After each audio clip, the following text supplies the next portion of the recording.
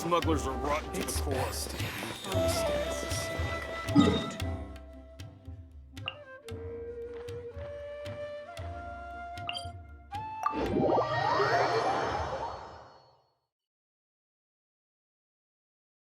We didn't miss the Sub-Zero's festival, right?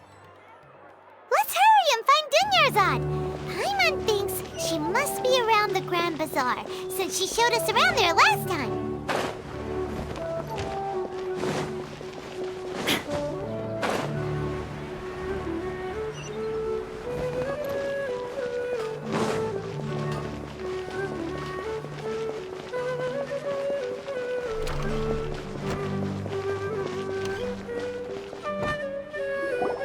There she is! Dunyarzad, we're back! Just as promised, Traveler and Paimon.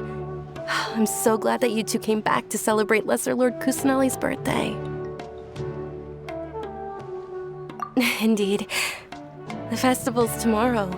We've been preparing for so long that I can't help but feel a little nervous. There's no need to be nervous. Paimon's sure that Lesser Lord Kusanali will feel everyone's gratitude. Thanks, Paimon. I hope that everyone who comes to the festival will also have a good time. Speaking of which, did you manage to make your way to Port Ormos? Discover anything over there? Of course we went. A lot of things happened there. I see. Sounds like you two had another exciting adventure. If there is another chance, I would love to join. My lady, if you went to Port Ormos in your current state, we'd both be in for a lifetime of trouble. Dia! You were eavesdropping! It's called covert protection. Keeping an ear out for what's going on around my employer is part of the job. It's all right, Dia. I merely said I would like to go. I know better than to think my body could handle it. The festival's tomorrow. I've been doing nothing but causing trouble for you. So Dia, please take some time to relax. I'll be fine. Even when you put it that way, it still doesn't feel right. Don't worry, my guardian knight. Okay, fine, but only tonight. Tomorrow's a big day, and many no-good scumbags are gonna try to take advantage of that. Oh, you two must be exhausted from your long journey back to the city. My apologies for not realizing this sooner. I've already prepared a room for you to rest. Please follow me. Whoa, you're so thoughtful. Paimon's so ready. Welcome. This might be here. We've got all time.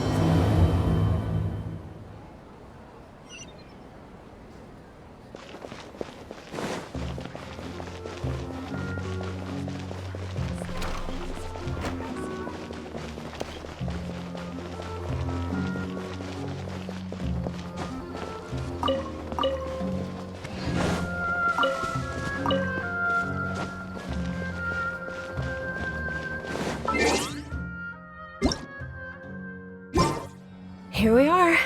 It's also fairly close to where I've been staying. It looks really nice.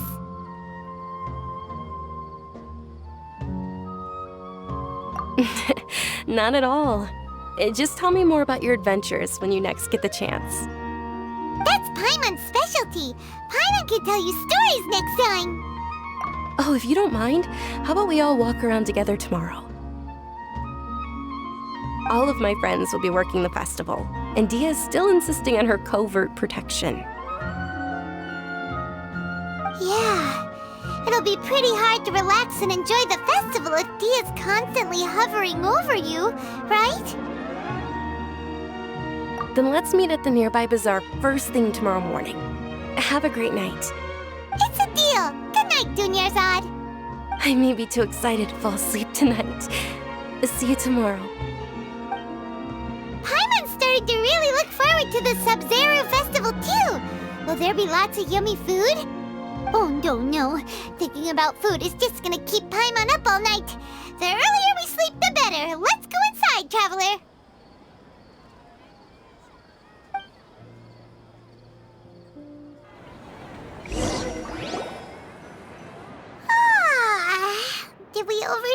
sleep? We should go meet Dunyarzad right away!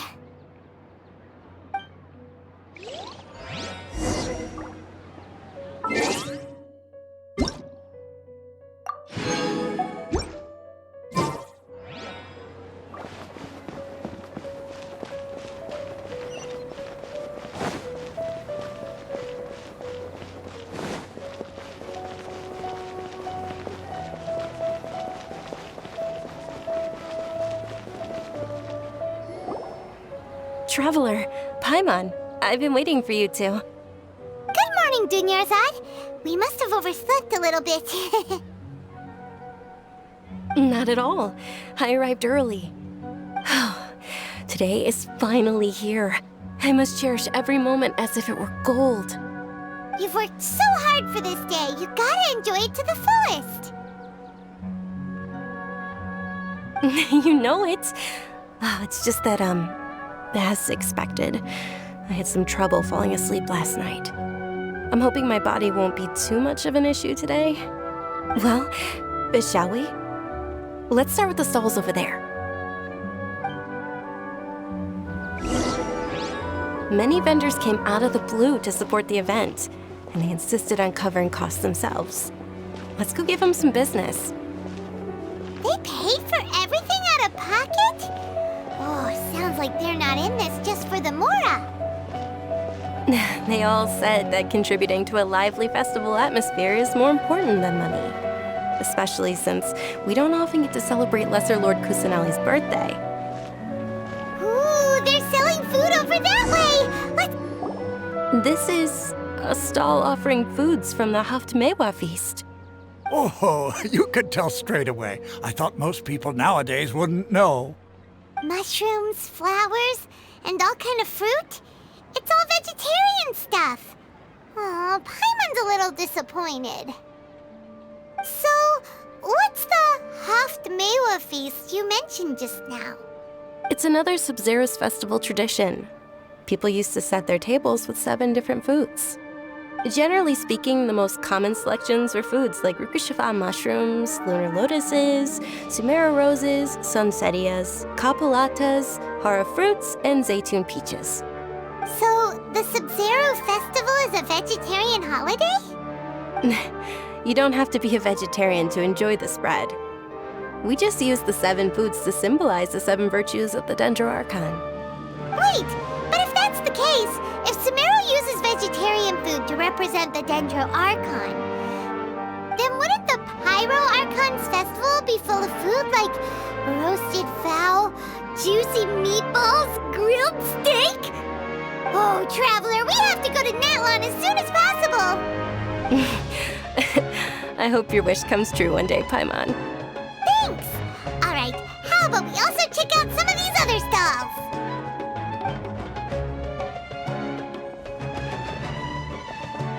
Dear customers, would you like to try your hand at alchemical divination? What's alchemical divination? Those two things sound like they'd be fun to try together. Right? I thought the same when I first heard about it. It is said to be a mysterious craft invented by none other than Lesser Lord Kusanali herself.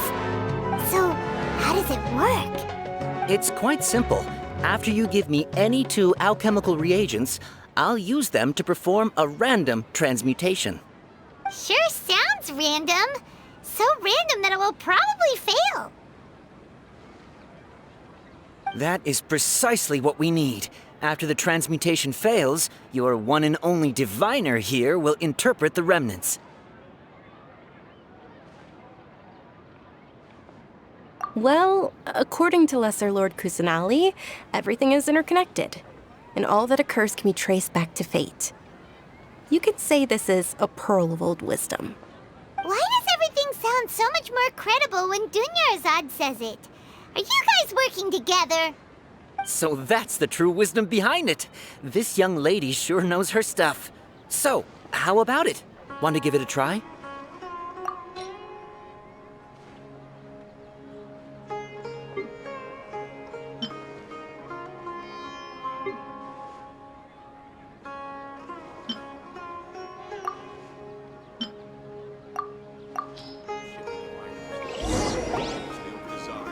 Okay, one moment. It's the moon. Paimon wants to take a look too! Is it? It looks more like a pie that Paimon bit into. Generally speaking, the moon signifies... It means... Wait a moment. Is he really looking it up in a book?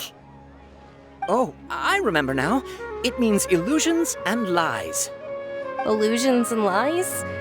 That sounds rather ominous. Yes, but this book says that if you trust your intuition and overcome your fears, the sun will surely rise. He's not even trying to hide his book anymore. Naturally, fate will only ever show you the beginning of a journey. It is up to you to forge your own ending. Oh, thank you so much. I'll keep that in mind. Oh, it's nothing. I'm just learning as I go. Guess that was still pretty interesting. Okay, on to the next stall. They say the Sub-Zero's festival was very lively a long, long time ago. Large flower carriages used to parade through the city. As they headed towards Port Ormos, people would throw flowers, candy, and liquor all along the way. Dunyarzad's eyes are sparkling right now. I wish I could have seen that spectacle. But if you ask me, I'm sure Nilou's dance of Sub-Zeros will be just as impressive.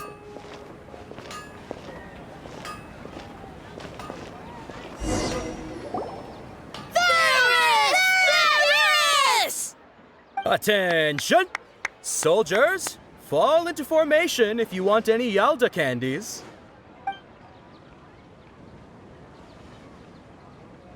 It's a weird guy with a weird hat. Hey, it's Dunyarzad! Wow!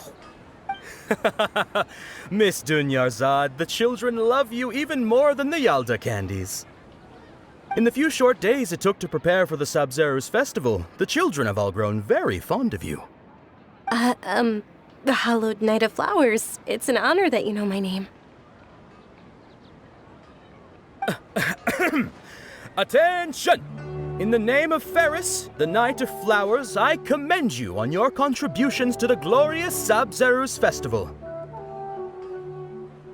All right, little soldiers, take your Yalda candies and don't forget your loyalty to Lesser Lord Kusanali. Dismissed!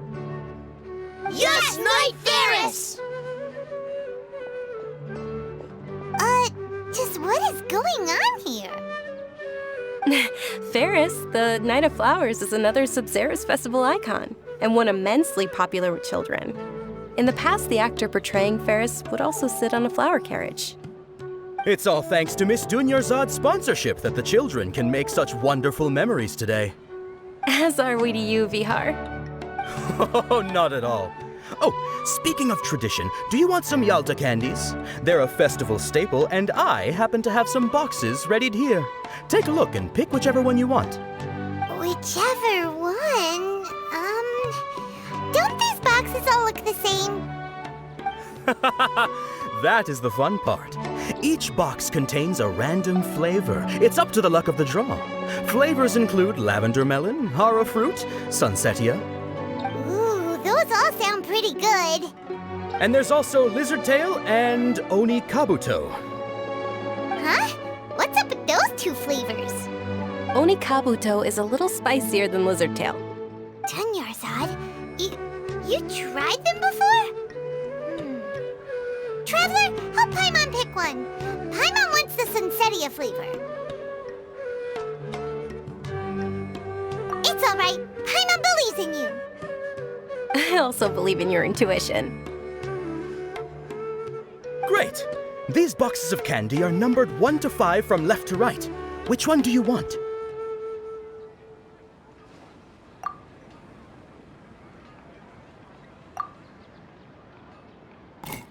Attention! That's unfortunately Lizard Tail. Oh, Paimon thought you survived so many epic battles because you had incredible luck. But looks like Paimon was wrong. The Sunsetia flavored candy was in box number 4. how about this? The most important thing is that everyone has a good time at the festival. So please, take both boxes. Really? Thanks a lot, Knight of Candies!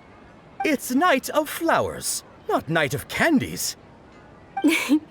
Paimon really wilted the carriageless Knight of Flowers. They all basically sound the same. We got our candy, so let's keep going. Oh, actually, I just remembered that I left something behind. Since you're here, can you come with me to get it? Dunyarzad, you probably forgot because you're so excited about the Sub-Zero's festival. How embarrassing. Things can't go on.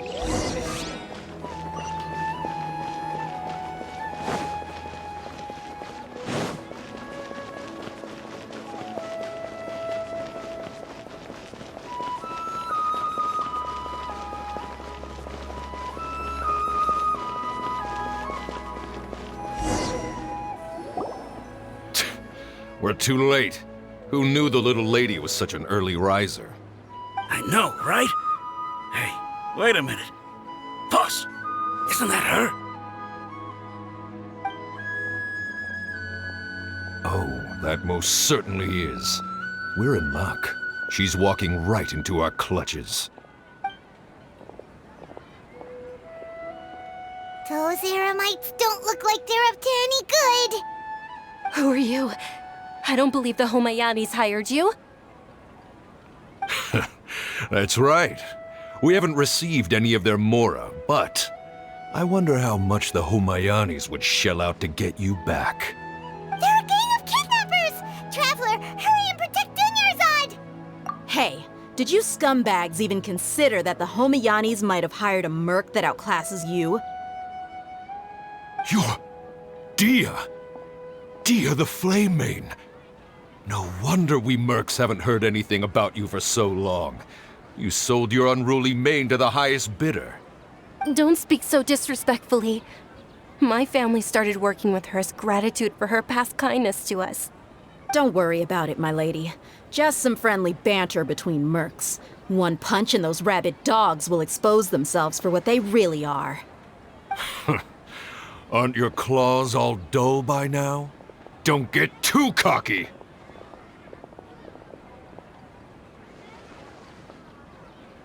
Traveler, take Miss Dunyarzad to a safe location. No, we're gonna stay and help. There's too many of them. You're right. All right, fine. Please be careful, Dia. Don't waste your time worrying about me. This is my job. Look out for yourself. After I've wiped the floor with them, I'll go find you all.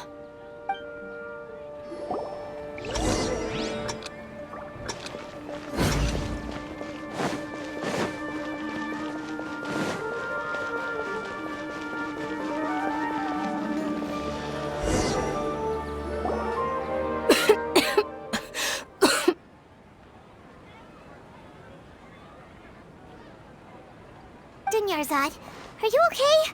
You look a little pale. Are you in shock? I'm fine. My body always reacts like this whenever I exert myself too much.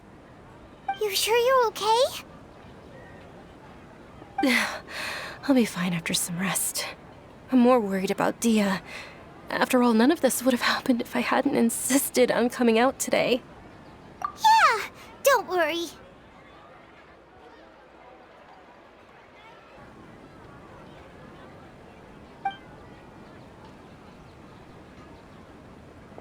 My lady, Traveler, found ya. Dia!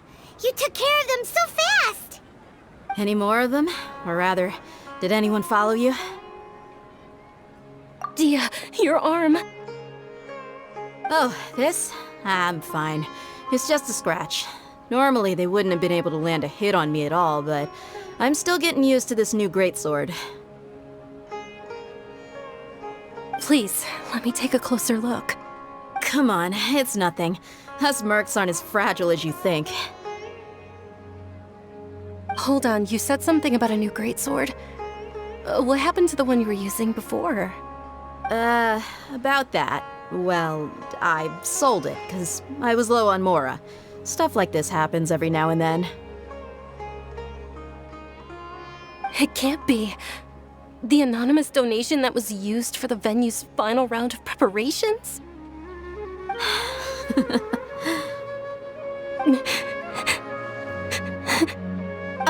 Hey, Miss Dunyarzad, I wasn't trying to make you cry. I'm not gonna lose my commission because I made my employer cry, am I? Okay, making your employer cry won't affect your commission, but selling your weapon without permission and getting hurt? I'll have to reevaluate your performance. You're so unreasonable, my lady. Thank you very much, Dia. Don't be like that. I get embarrassed really easily.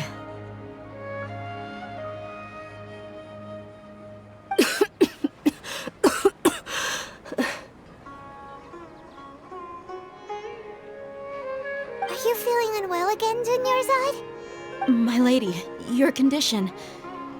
Traveler, can you take her somewhere to rest? I'll look around the area to make sure we're safe from an ambush.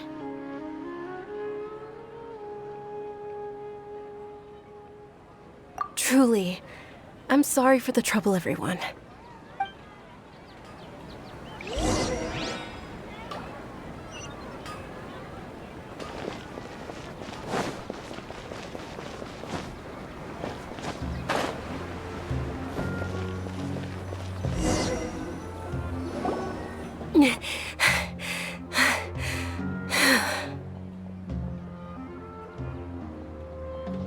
Are you feeling better, Dunyarzad? Yes, much better. Just give me a few moments and I'll be good to go. I didn't realize you were concerned about it. I guess I shouldn't continue to keep it a secret. I was actually born with Elazar. It's terminal now. Can't believe it's Elazar! Oh, you've already heard of Elazar. In that case, you probably know about its severity. Sumeru's current medical advancements still haven't been able to find a cure. The disease's progression can only be delayed through environmental therapy. Dunyarzad. There's no need to be sad. I've always lived with Elazar and I came to terms with it a long time ago. Compared to the simple fact that I'm afflicted with this, its effects on my life have been much more painful. I know that my family loves me dearly. They've done all they can to provide the best environment for me so that I can live for that much longer. However, I know I will one day succumb to this. Did you know? Before I ran away from home this time, the world outside of my home didn't even know that I existed. Since I was a child, all I could do was sit on my bed and stare at everything outside of my window. I'm sure my family's worried and disappointed in me for running away, but I just didn't want to have any regrets. I wanted to meet other people. To me, there's nothing more beautiful than being able to meet and speak with others. Not to mention the incredible time spent preparing for the festival. The joy on everyone's faces here, and all the support I've received from friends like Dia. This way, when my final day does arrive, it will be less sorrowful. At the very least, many people will remember that I once existed in this world, right? As long as you don't forget Paimon, Paimon also won't forget about you. No, even if you forget Paimon, Paimon will still remember you. Thank you two so much. I apologize for the depressing conversation. This is out of character for me. To be honest, Lesser Lord Kusanali gave me the courage to do all of this. If it weren't for her encouragement, I wouldn't have taken that first step. Thanks. There will always be frustrations in life, but I know that the point of living is not to leave behind any regrets. Oh, right. Isn't it almost time? Huh? Almost time for what? Isn't the Dance of Sub-Zeros about to begin? It's the part of the festival that I've been looking forward to the most. Nilu will recreate that legendary scene with her most splendid dancing. And the Sub-Zero's festival will conclude amid everyone's applause and blessings. And with that, my wish will also... Then what are we waiting for? Let's go to the stage! Yeah, we should still make it in time.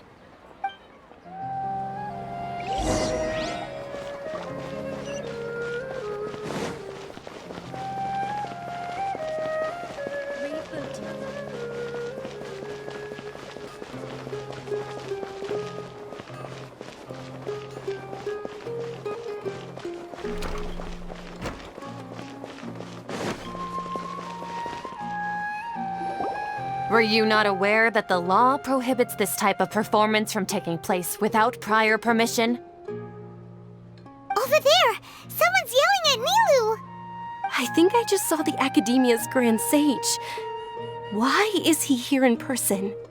But the Dance of Sub-Zeros is one of the key parts of the Sub-Zeros Festival. If we can't perform it... The Sub-Zeros Festival. The law also prohibits the private hosting of large-scale religious festivals. Only the Academia can host such an event. If you continue to resist, we will have to order an investigation into every single event organizer. The Grand Sage has already granted you much leniency. I advise that you exercise tact. How did things turn out like this? The Academia was originally responsible for the Sub-Zeros Festival, but they failed this responsibility for many years. I need to speak with them. This is a hard pill to swallow, but you're right. Things would only get worse. Art, dance. Aren't you ashamed of pursuing such frivolous and meaningless activities in this land of knowledge and reason? Our Archon created the utopia that is Sumeru City for all scholars who sought validity, verity, and truth, while people like you wish to defile it. No. I believe that our Archon never rejected the arts. Even the goddess of flowers dedicated a dance to her. With your lack of intellectual credentials, I do not believe you are qualified to debate with me. What you should be doing is finding workers to tear down this ridiculous eyesore.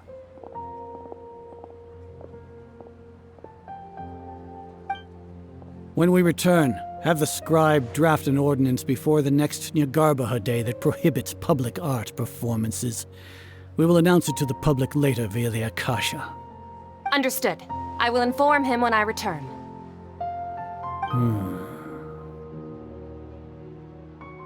The Sub-Zeros Festival. Go celebrate the birth of that god to your heart's content. Nilu, are you okay? Oh, Dunyarzad. You all saw that just now? The Grand Sage ordered us to stop the performance. Yeah. Let's go somewhere the Academia can't find us and perform there. But how do we let everyone know? And what about the atmosphere on the stage? Or we could get people to block them off so they can't interrupt the performance. No. They just threatened to investigate the organizers. If we were caught... Nilu, it's all right. Don't worry about it. But you've been looking forward to the Dance of Sub-Zeros so much. And I know how important this festival is to you. I don't want you to have any regrets. It's okay. Seeing you care this much about my feelings is more than enough. It would be too risky to continue the Sub-Zeros Festival at this point. I don't want to get everyone in trouble. If you say so. But you can sneak out for the next Sub-Zeros Festival, right? We'll make sure the next one is a smashing success. The next one. Yes. Okay. It's a promise. It will be a smashing success. I can't believe this is how things turned out. Those heartless geezers. It really is okay. There's nothing we can do about it. Still, I'd be lying if I said I had no regrets. I would have loved to see Milu's dance.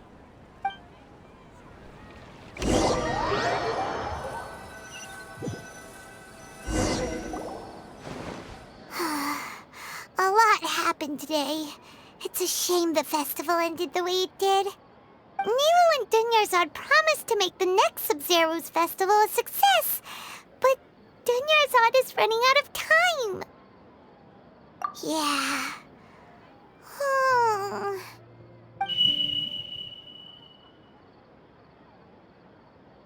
All connections have been secured to construct the most stable framework possible. The project has entered its most critical phase. Power has begun to flow from...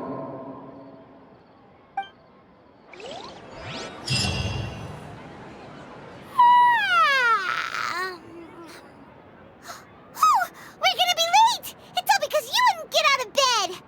We should go meet Dunyarzad right away!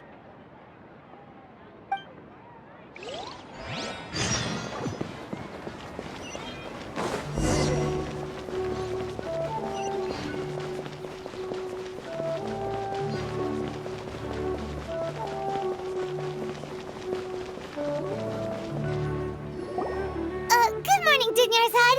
Sorry we're late. Not at all. I arrived early. You seem kinda tired. Did you not get enough sleep?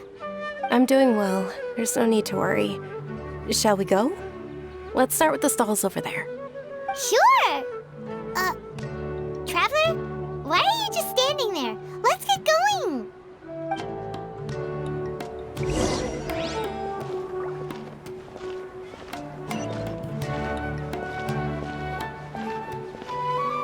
Ooh, they're selling food over that way! Let's go take a look!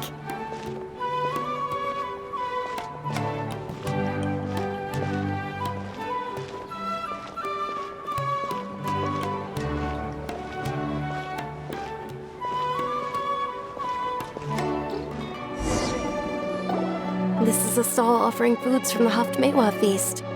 You are quite well informed, miss. I thought most people nowadays wouldn't know. They're all plants! Oh, Paimon's a little disappointed. Actually, what is the Haftmewa feast you mentioned just now? It's one of the Sub-Zero's festival's traditions. People used to set their tables with 7 different foods to symbolize the 7 virtues of the Dendro Archon.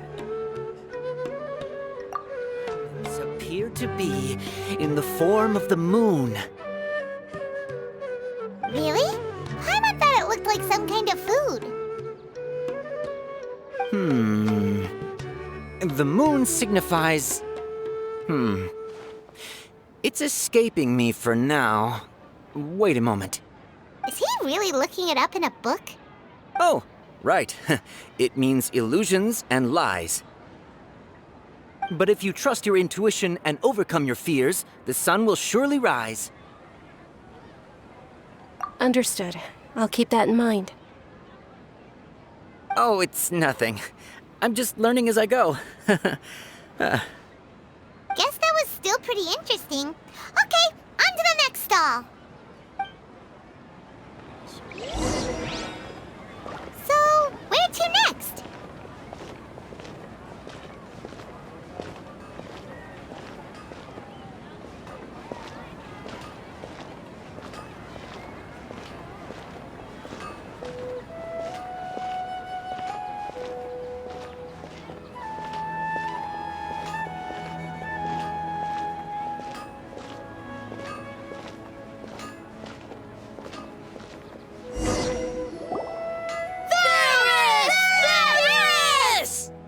All right, soldiers. Now that you have your Yalta candies, don't forget your loyalty to Lesser Lord Kusanali. Dismissed! Yes, Knight Ferris! What's going on? Is this a play? Ferris, the Knight of Flowers, is another Sub-Zero's festival icon and one immensely popular with children.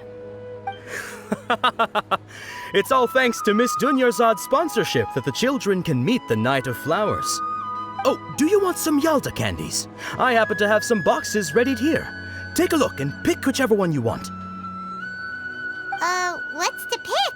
Don't these boxes all look the same? It's not that simple. Each box contains a random flavor. It's up to the luck of the draw. Flavors include lavender melon, hara fruit, sunsetia. Ooh, how interesting. And there's also lizard tail and oni kabuto. Ugh, why do those flavors even exist? Traveler, help Paimon pick one. Paimon wants to eat the sunsetia flavor. Great! These boxes of candy are numbered 1 to 5 from left to right. Which one do you want?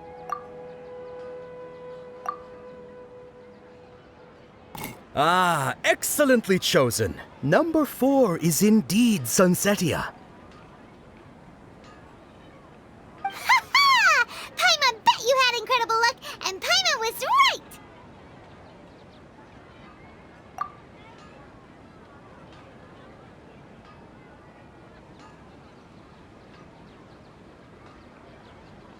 Huh? How's that possible? It's obviously random. Maybe we didn't sleep very well last night. Or maybe we slept too much.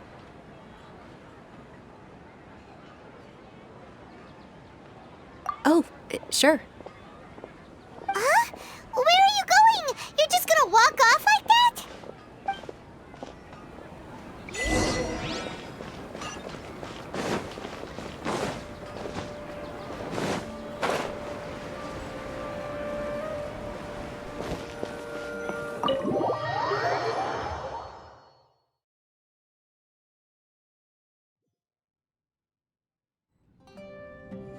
A feeling of deja vu? Oh, Paimon knows what that is. It's when you feel like you've already experienced whatever is going on. In that case, Paimon also felt something like that today. But that's just our brains playing tricks on us, isn't it? So why'd you run here in such a hurry?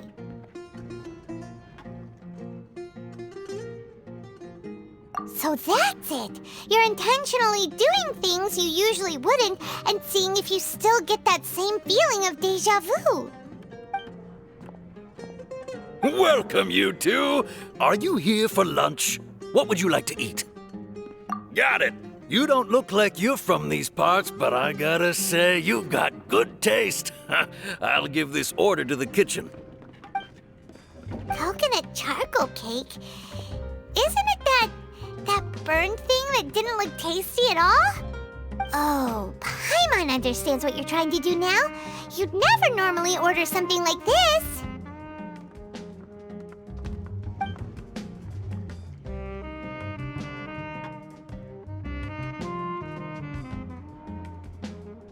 That thing? Are you really gonna eat it? Isn't this going a bit too far?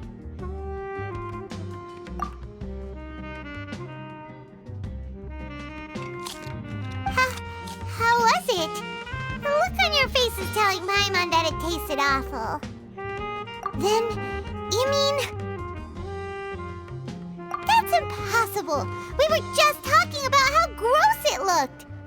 So, would this be a case of taste bud deja vu?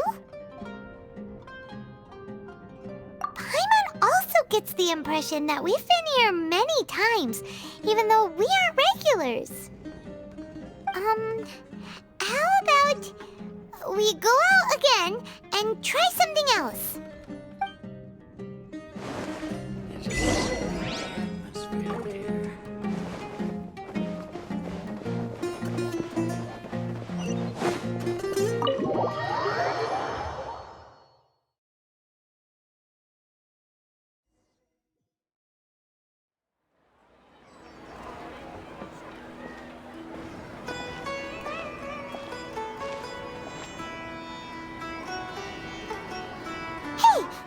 Is sitting by yourself on that bench over there.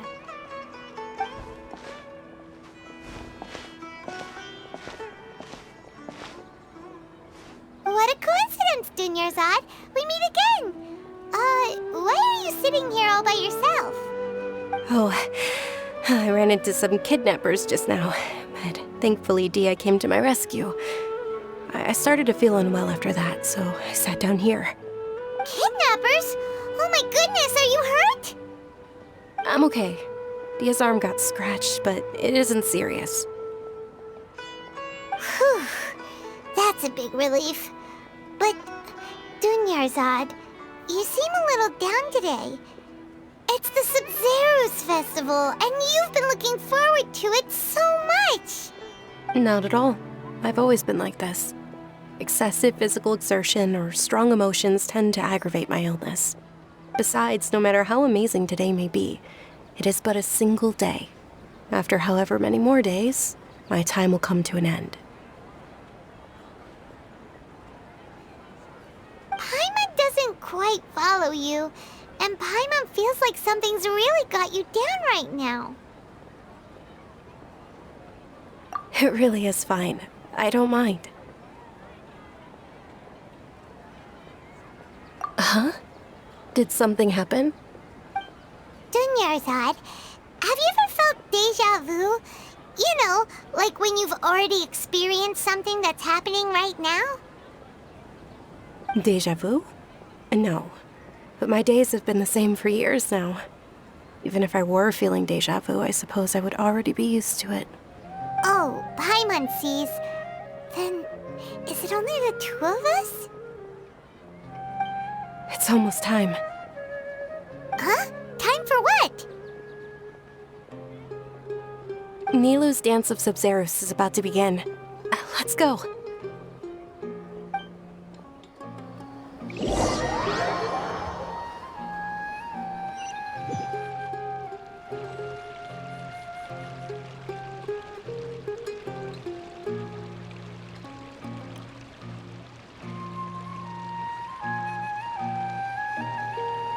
With your lack of intellectual credentials, I do not believe you are qualified to debate with me. What you should be doing is finding workers to tear down this ridiculous eyesore. When we return, have the scribe draft an ordinance before the next Nyagarbaha Day that prohibits public art performances. We will publicly announce it later through the Akasha. Understood. I will inform him when I return. The Sub-Zero's festival. Go celebrate the birth of that god to your heart's content.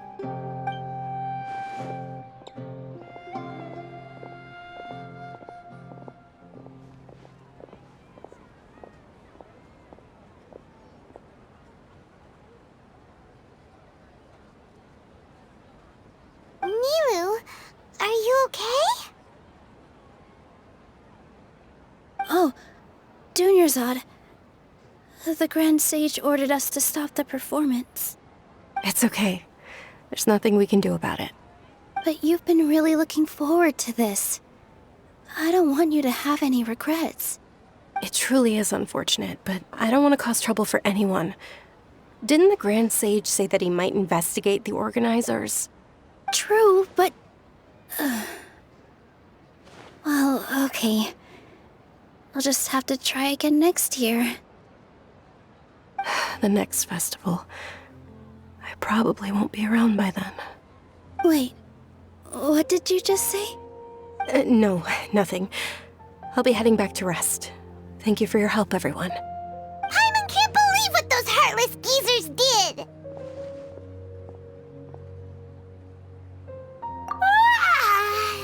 Did Dunyarzad already go back? We should also return and get some sleep.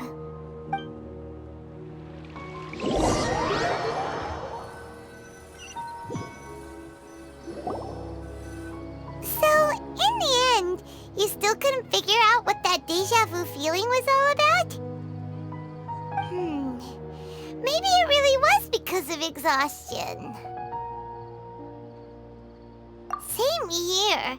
That's why Paimon stopped thinking about it halfway through the day. Then, how about we settle in and get a good night's sleep? For now, we can chalk things up to exhaustion. We can do more thinking tomorrow.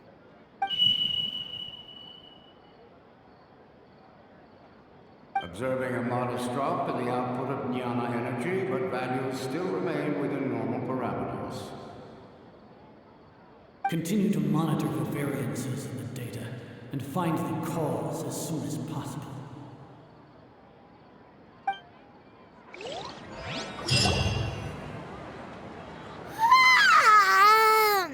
Why does Paimon feel so tired after so much sleep? Anyway, we should go meet Dunyarzad right away.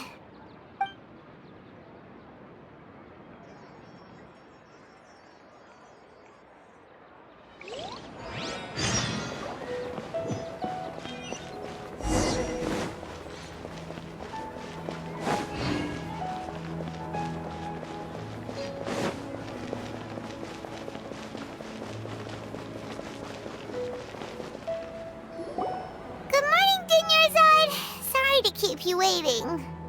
Not at all. I arrived early. Huh? Paimon thinks you sound kinda tired. Did you not get enough sleep? I'm doing well. There's no need to worry. Shall we go? Let's start with the stalls over there. Great idea! Let's get going! Traveler?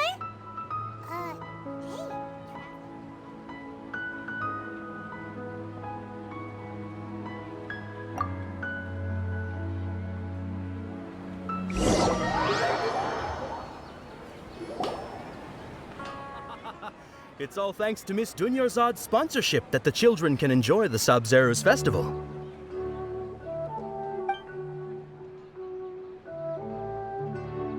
Oh, are you interested in Yalda candies? I have some boxes of candy here. Pick whichever one you want. Not much of a choice. All these boxes look the same. It's not that simple. Each box contains a random flavor. It's up to the luck of the draw. Flavors include lavender melon, hara fruit, sunsetia. They all sound pretty tasty. And there's also lizard tail and oni kabuto. Huh? What were those last two?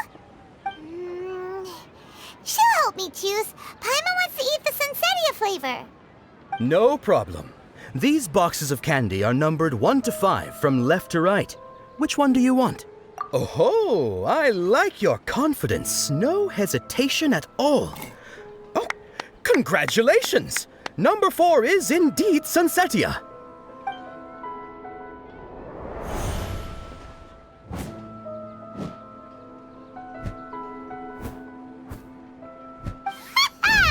Paimon knew she always had incredible luck.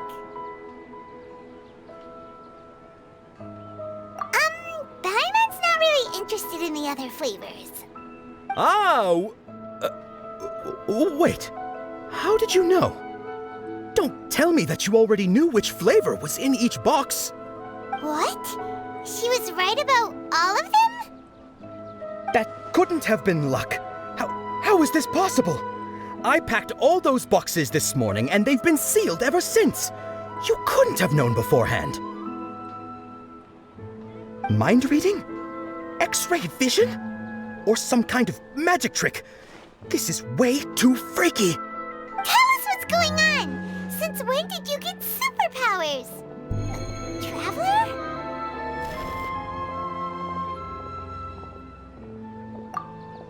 Hey, where are you going?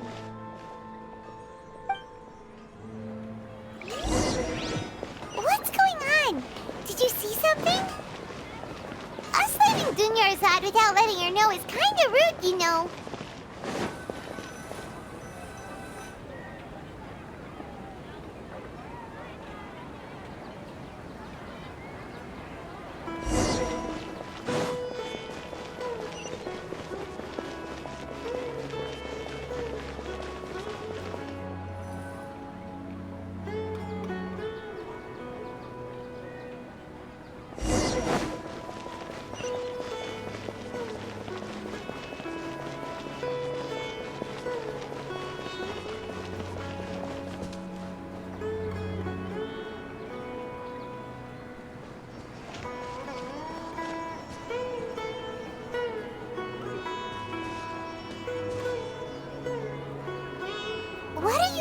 for?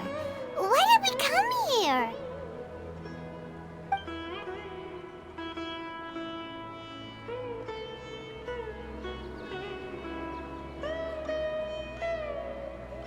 Traveler?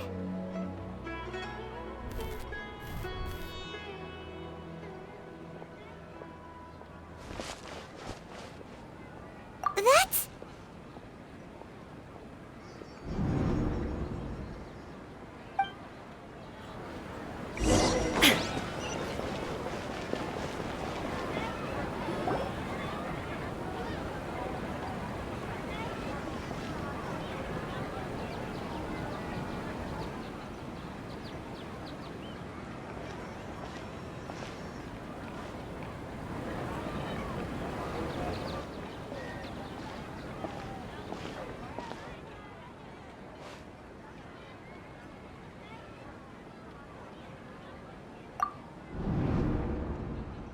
Look! That's... Isn't that Dunyarzad? What's happening here? Why are there 2 Dunyarzads? You already know that this isn't your first Sub-Zero's festival, don't you? I'm sure you already know how to use this. A knowledge capsule? Where did you get it? What's inside? You should use it too, Paimon. You know Paimon? Well, this seems kinda sketchy, but Paimon feels like this is what we should do.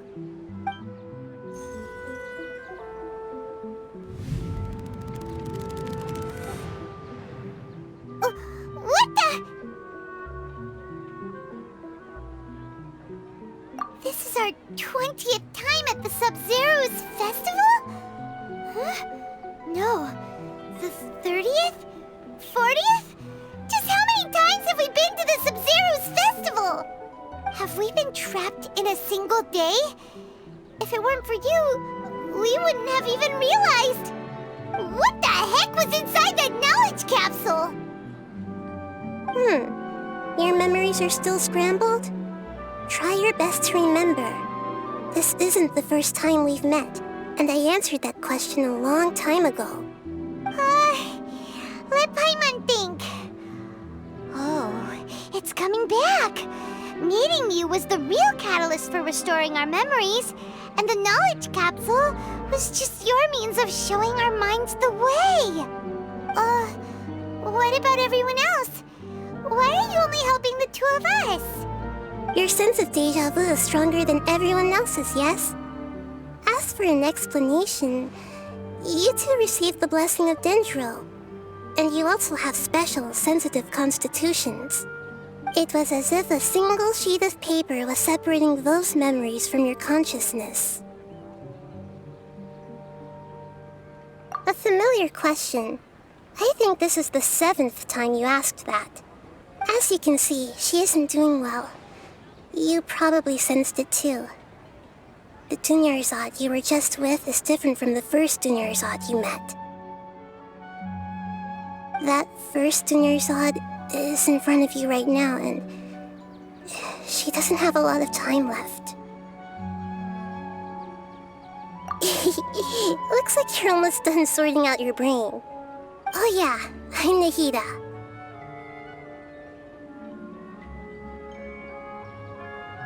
Good, you passed the test. What's happening? You can awaken our memories, and you seem like you know what's going on. Oh, wait, please don't tell Paimon even you don't know. Everything in this world runs in a loop. This cycle is called the samsara. You, me, and everyone else are all stuck inside the one-day samsara. As for the truth, that's on you to find out. If you were told the truth instead of discovering it yourselves, it would literally blow your minds. I don't know how you'd be after that. I can only give you surface-level help, like bits of information and subtle hints.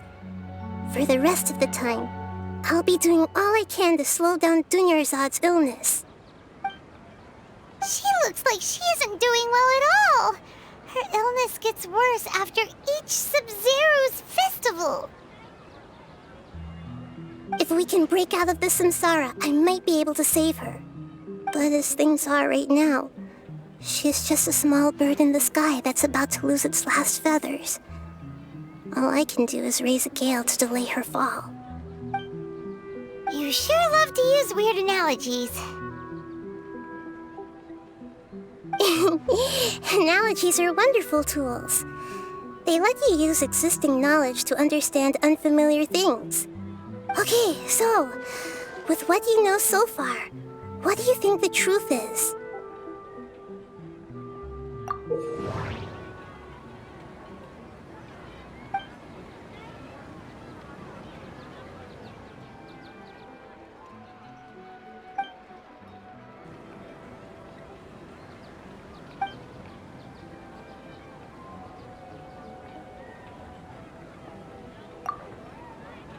We've already experienced the Sub-Zero's festival many times, and the day of the festival seems to be in a perpetual samsara.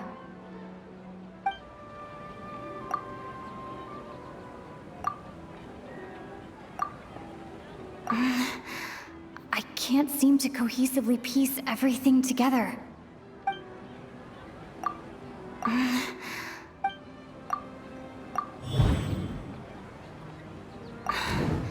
That should be it. The flow of time is endlessly cycling within one single day.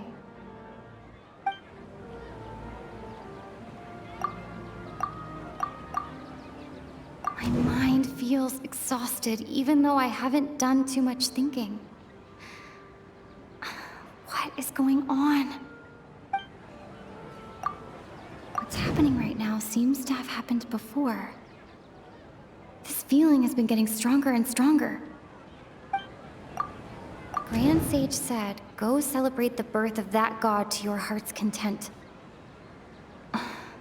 Did he mean something more? The moon, illusions, and lies. What do they all mean? That doesn't sound right.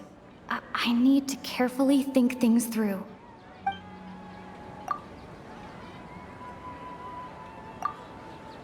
Grand Sage said, go celebrate the birth of that god to your heart's content. Did he mean something more? We've already experienced the Sub-Zero's festival many times, and the day of the festival seems to be in a perpetual samsara. That should be it. The flow of time is endlessly cycling within one single day. A time loop. You've given similarly wrong answers in the past. A pity. Still the wrong answer? Paimon thought that made a lot of sense. It feels like time's just repeating itself. A simple time loop can't explain some of the phenomena. You two are still missing a lot of information. Unfortunately, I can't give you any more hints.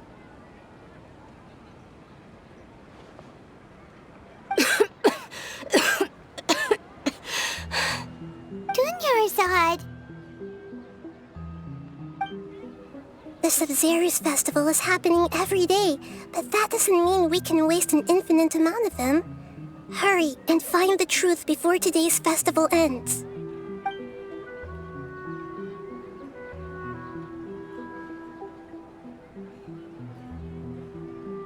Let's think about our current situation. To save Dunyarzad, we have to escape the samsara of the Sub-Zero's festival. And to do that, we need to figure out what's happening. The truth.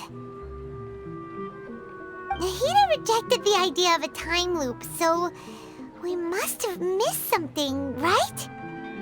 Paimon's memories say that we've already done this many times, but let's go talk to people again. It's more productive than sitting here and scratching our heads. Why don't we start with those stall owners?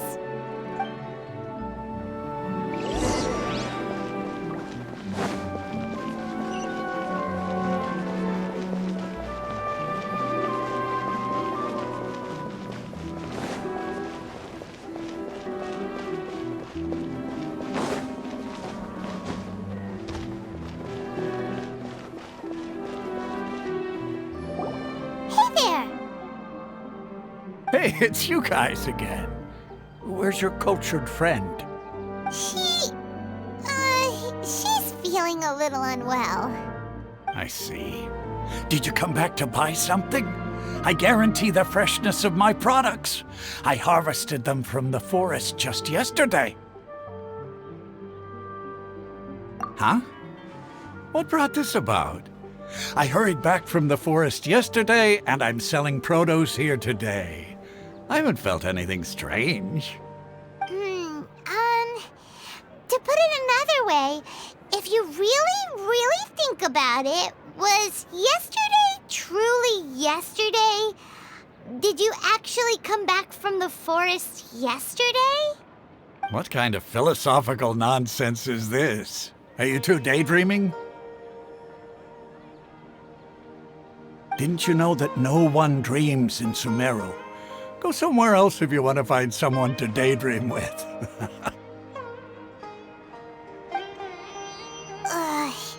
He actually has a point. Is this a dream? Is everyone dreaming? True. It's so weird that people here don't dream. Why is that? Anyway, if this all really were just a dream, we would have woken up a long time ago. Let's keep asking around.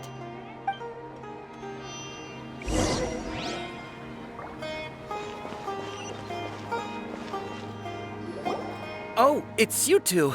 Was my divination so accurate that you felt compelled to compliment me in person? Ooh, I knew it! I told you, the god's divination is highly accurate. You just hadn't fully understood its significance yet. You're really excited about this, huh? That's exactly why we came back. Help us better understand it. Help you better understand it? Well, that isn't exactly what I excel at. So, you're admitting that you don't have a clue? Anyway, what kind of situation did you get into? Huh? Hold on a second. I thought you guys just lost your wallet or fell for a scam. What you just said, are you serious? Does that kind of thing actually happen in real life? I knew you weren't going to believe it. Marvelous. Truly marvelous. I believe you. Recall the interpretation of your divination, the moon, illusions, and lies. It really felt like an omen. When you say it like that, the divination does sound like it's related to what's going on. Can you read any more into it? I believe that the Archon's revelations are never more than vague hints. Anything more specific is beyond the reach of mere mortals. The book only says, if you trust your instincts and overcome your fears, the sun will surely rise. So that's how it is. Looks like fortune-telling is just fortune-telling. It's no good for practical problems. We haven't made any progress. Who else can we talk to? Paimon remembers that we tried talking to her a couple of times, but she always thinks we're playing pranks on her. You think she'll brush us off again? Yeah, if we tap into Dia's strong sense of responsibility as a mercenary, then she'll definitely take us seriously. At this time of day, Dia's probably just finished beating up those kidnappers. Let's go find her.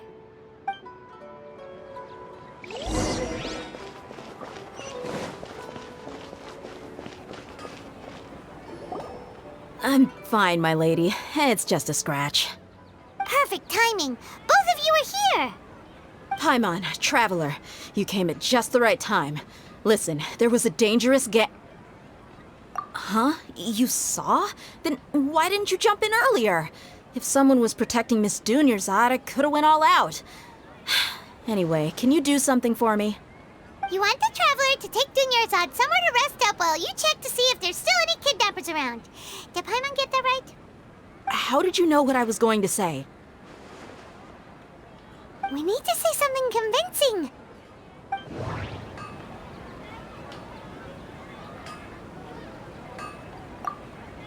Dia sold her greatsword to raise additional funds. And then she was injured because she wasn't used to her new weapon. Tell her, Traveler!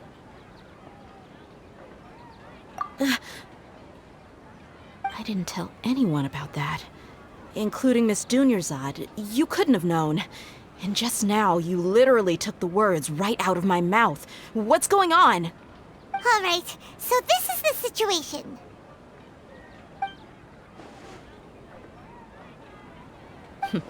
It's kinda hard to believe what you just told me. First, let me make something clear. Most of us desert dwellers might not be the scholarly type, but we do have basic common sense. She's quieter than usual, uninterested in anything, and really gloomy. Yeah, she isn't the same as before, but her parents said that this is how she was like at first. Huh? At first? I don't quite understand what you're all talking about. I'll go rest on the bench over there. My lady, are you angry? All right, I'll give you the benefit of the doubt since you knew about my greatsword. Let's make this a quick trip. Miss Dunyarzad isn't completely safe here.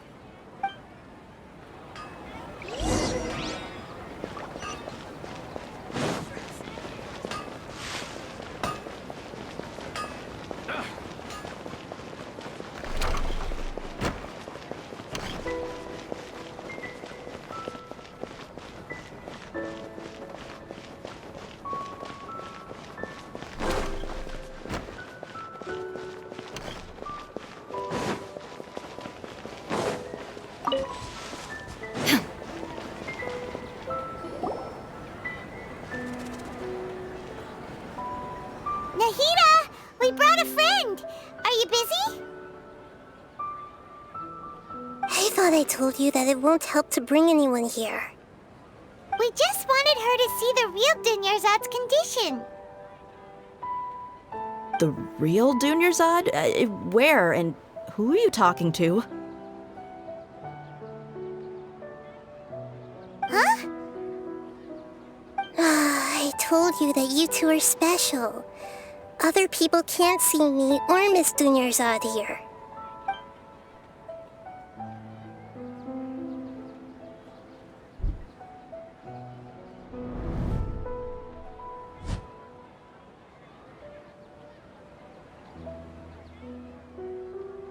Hold on. Over there. Is that? Wow, how perceptive. Does she have invisible antennae? Miss Dunyarzad, she's lying down here, isn't she? How's she doing? Her condition's really bad, and she's basically in a coma. How did you know she was here?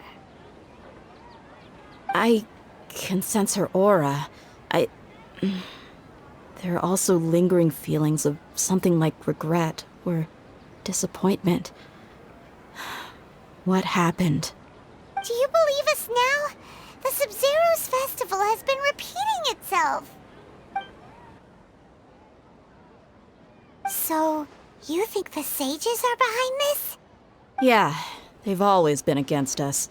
Wouldn't surprise me if they're using the Akasha to intentionally repeat the Sub-Zero's festival as a sick joke. You have a point.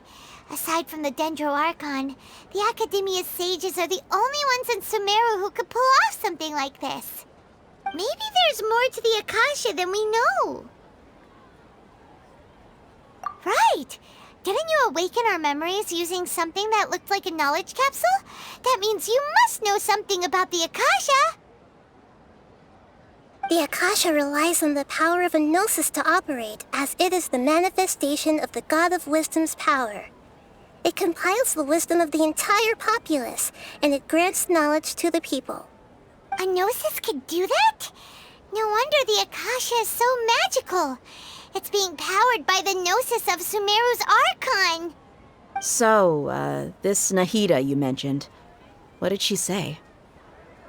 She said, and Paimon quotes, The Akasha relies on the power of a gnosis to operate, as it is the manifestation of the God of Wisdom's power.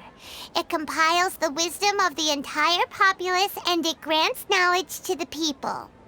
Compiles the wisdom of the entire populace and grants knowledge to the people. Wait. I get the grants knowledge part. That's what people have always used the Akasha for. But compiling the entire populace's wisdom? How does that work?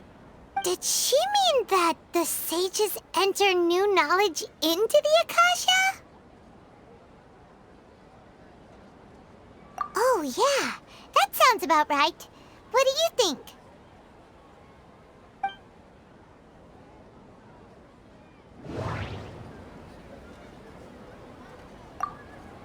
People in Sumeru don't dream.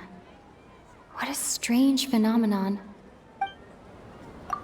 Okay, Nahida said, the Akasha relies on the power of a gnosis to operate, as it is the manifestation of the God of Wisdom's power. It compiles the wisdom of the entire populace, and it grants knowledge to the people. My mind feels exhausted, even though I haven't done too much thinking. What is going on? What's happening right now seems to have happened before. This feeling has been getting stronger and stronger.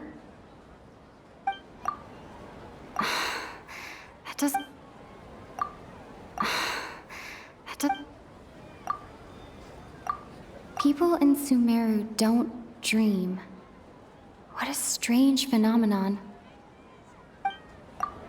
Okay, Nahida said, the Akasha relies on the power of a gnosis to operate, as it is the manifestation of the God of Wisdom's power. It compiles the wisdom of the entire populace, and it grants knowledge to the people. Okay, Nahida said, the Akasha relies on the power of a gnosis to operate, as it is the manifestation of the God of Wisdom's power. It compiles the wisdom of the entire populace, and it grants knowledge to the people.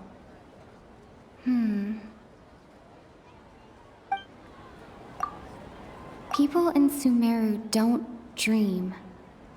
What a strange phenomenon.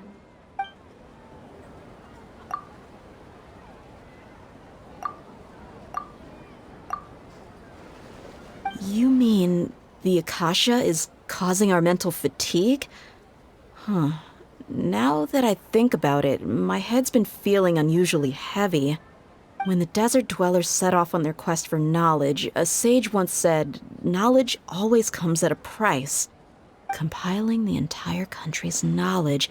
You think the Akasha pulled a 180 and is extracting information from us? Who knows? The Akasha can put knowledge into our heads, so who's to say that it can't also poke around in there? We don't know any specifics. What's the point of doing something like that? Just think about it. If you could combine the knowledge of every single person in Sumeru, then you can basically turn Sumeru City into a single massive brain. This hive mind could make breakthroughs in problems that even the smartest geniuses can't crack. An excellent deduction. And the analogy comparing Sumeru City to a massive brain? I love it. In that case, we should take off our Akasha terminals right away. Maybe that'll solve this problem. Yeah, I was only wearing this for show in the first place. Didn't expect the sages to cook up such a conspiracy. Mark my words, when this is over, I'm getting evidence and exposing this whole thing to the public. How does everyone feel? Huh? What is it?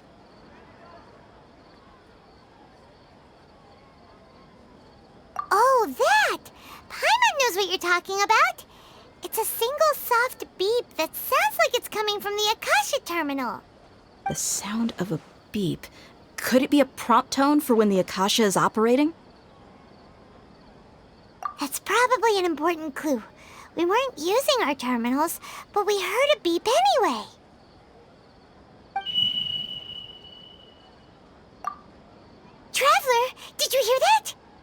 I heard it too. Our ears aren't messing with us. There was definitely a beep, but it sounded like it was coming from inside my head. We took off our Akasha terminals.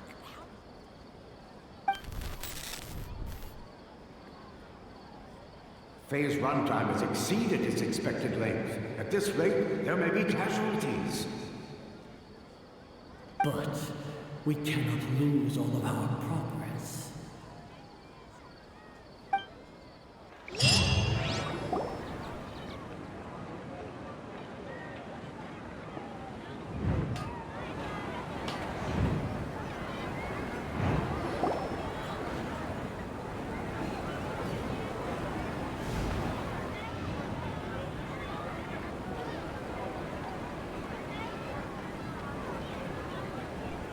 Paimon remembers everything!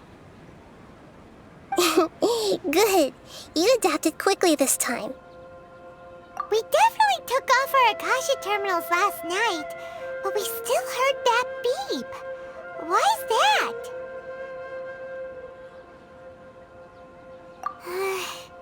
But now we can at least confirm one thing.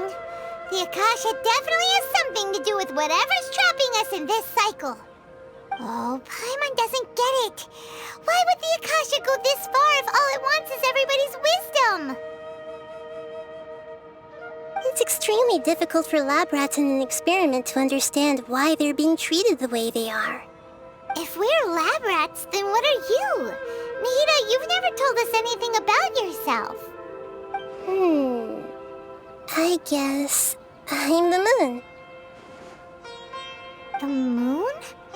Wasn't that the result of our divination? Anyway, knowing who I am won't help you get closer to the truth, so you should focus on other things. Don't get distracted and miss any clues. Okay then. Dia helped us a lot yesterday, so let's go find her. If Paimon's reading the time correctly, those kidnappers should be showing up soon.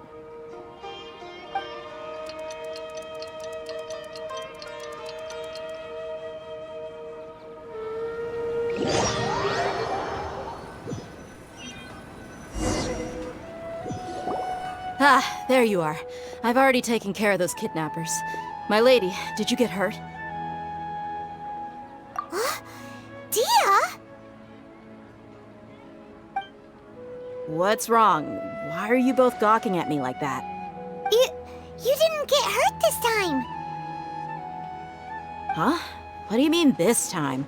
Why are you so surprised that I managed to get out unscathed? Those kids were amateurs.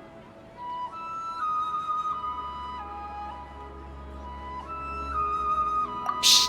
How did you know about my greatsword? I haven't told anyone about it. So Dia's lost her memories after all. Anything strange? You already know that I got a new greatsword. If I had to say something, it's weird how such a new weapon could feel so familiar. It's as if I've already used it to fight a countless number of battles. You're saying that although you don't remember using it, your body feels like it does? That's right. Both mercenaries and warriors heavily rely on muscle memory. Only knowing the theory of battle won't get you anywhere. Traveler, what do you think? Yeah, Paimon's feeling really hopeful. Oh, you're right! Earlier in the Samsara, something like this would have never happened! I have no clue what you two are talking about, but it's still dangerous here, so... So you want us to take Dunyarzad somewhere else to rest while you check if there are still more kidnappers around, right? How did you know what I was gonna say? Can you read minds? Forget it. Go and do your thing.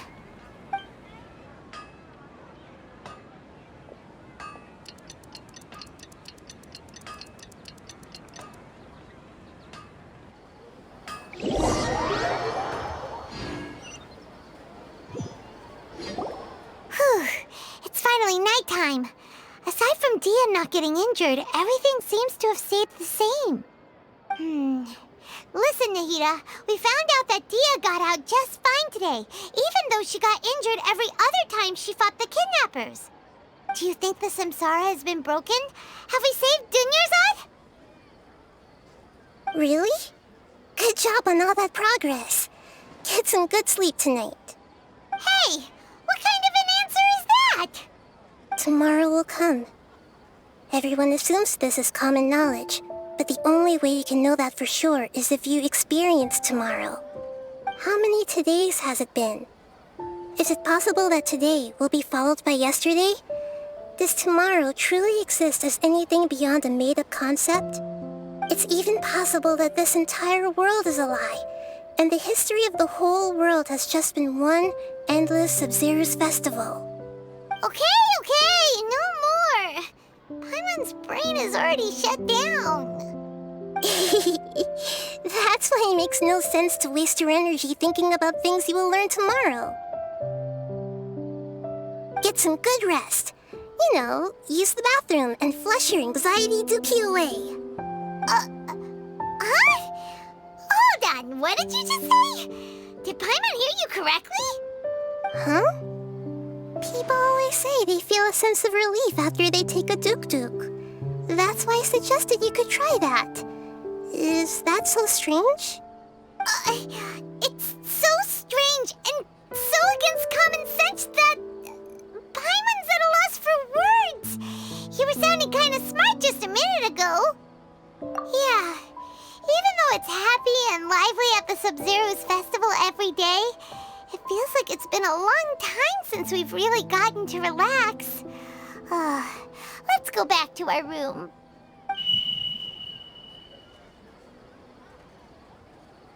Continue the harvest. Compared to what we stand to achieve, these sacrifices are trivial.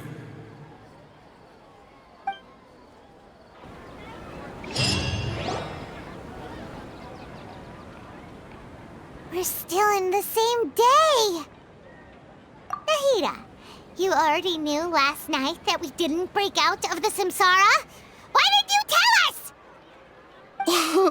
Would there have been a point? You would have spent the night with new worries, with tomorrow still out of reach. In that case, you might as well rest within that brief moment of hope. An opportunity like that doesn't come by often, and I thought it might help you clear your minds. Paimon thought the Duke did that! Whatever. Guess you were looking out for us after all. Of course. In the time we've been together, you two have been everything to me. Paimon's flattered and everything, but maybe you're taking things a little fast. What I mean is, even though I had asked you to solve this puzzle, you two are still the only ones who can see me and sense my presence. In other words, if you weren't here, I may as well not exist. That's why you two have been everything to me. Get it? Nahida's talking about confusing stuff again. Anyway, that's enough chit-chat. So, Traveler, did the new clues yesterday help you gain a new understanding of the situation? Huh?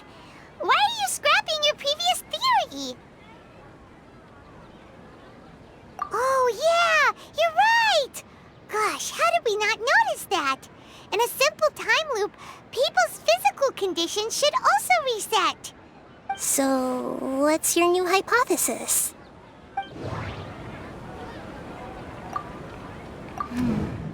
The beep is a prompt tone for Akasha operations. We still hear it every night, even though we removed our Akasha terminals. Mercenaries rely heavily on muscle memory. And Dia was able to use her experiences to avoid injury in later samsara cycles. The moon, illusions, and lies. What do they all mean? Okay, Nahida said, the Akasha relies on the power of a gnosis to operate, as it is the manifestation of the God of Wisdom's power. It compiles the wisdom of the entire populace, and it grants knowledge to the people. We've already experienced the Sub-Zero's festival many times, And the day of the festival seems to be in a perpetual samsara.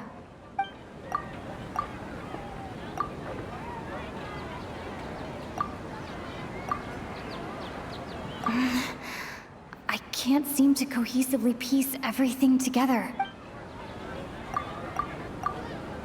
I can't seem to cohesively piece everything together. If all our memories of a day are erased at the end of that day, then we would unwittingly relive that same day again and again. If all our memories of a day are...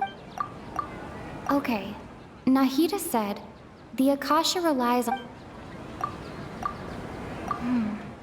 The beep is a prompt tone for Akasha operations. We still hear it every night, even though we removed our Akasha terminals. That doesn't...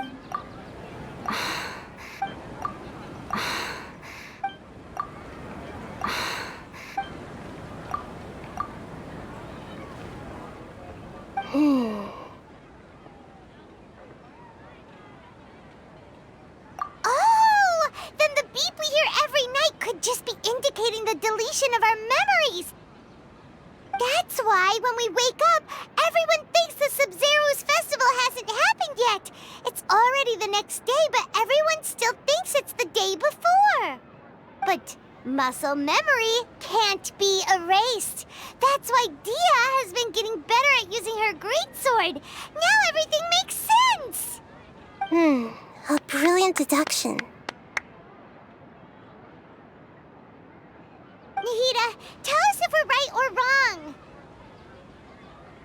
To put it simply, it's as if you've mistaken a pyro crystal fly for a firefly in the night. You lost sight of its true nature because you focused too much on your perception that it glows. That isn't simple at all! Why don't you go talk to Miss Dia again? You might learn something new. Right! She did help us find our latest clue after all. Let's go!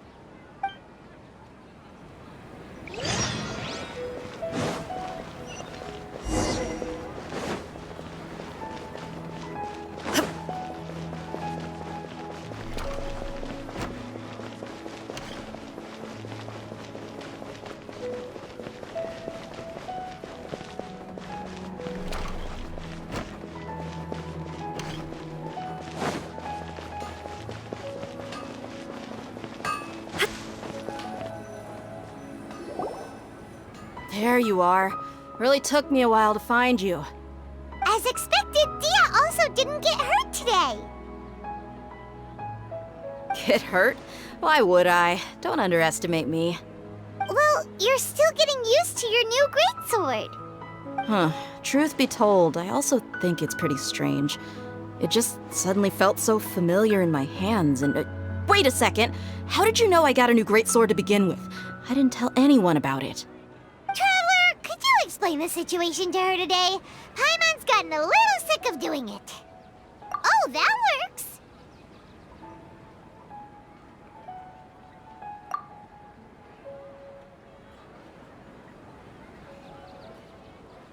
What happened to you guys while I was gone? Did you get brainwashed by some cult?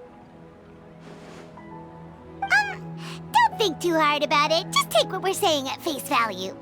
All right then, let me get this straight. You're telling me that my body's already gotten used to this greatsword, but my brain just doesn't remember it? Yes, your memory's being erased every day. Then I'd have to disagree. That's impossible. Oh? Why do you think that?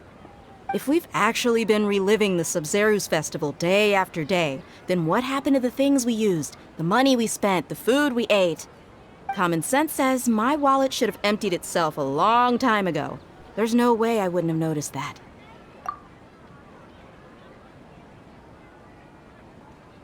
Right! They could use the Akasha to record what everyone did that day, and then use the city's resources to replenish everything! It's not very likely, but it's also not impossible.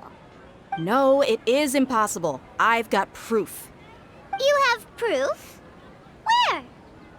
You two are surprisingly serious about this nonsensical discussion. Fine, I'll play along for a little longer. Come with me, Miss Dunyarzad.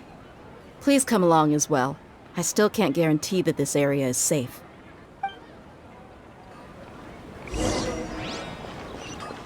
Paimon can't believe it's Dia who wants to show us something this time. 2 days ago, we were the ones taking her to see Dunyarzad.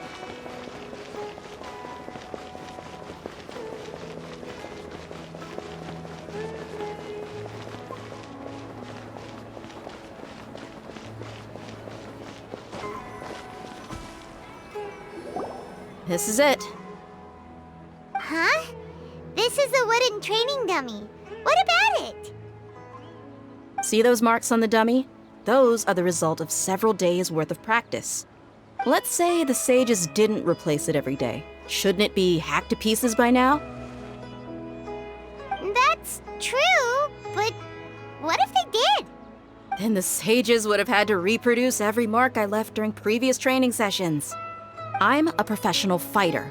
My martial school has always emphasized the importance of refined control. The force, angle, and entry point of each strike is calculated and deliberate. That's why I remember every mark on the dummy, as well as my state of mind as I made each strike. It's just as they say, each swordsman has their own unique style, and even the same swordsman can't make the same cut twice.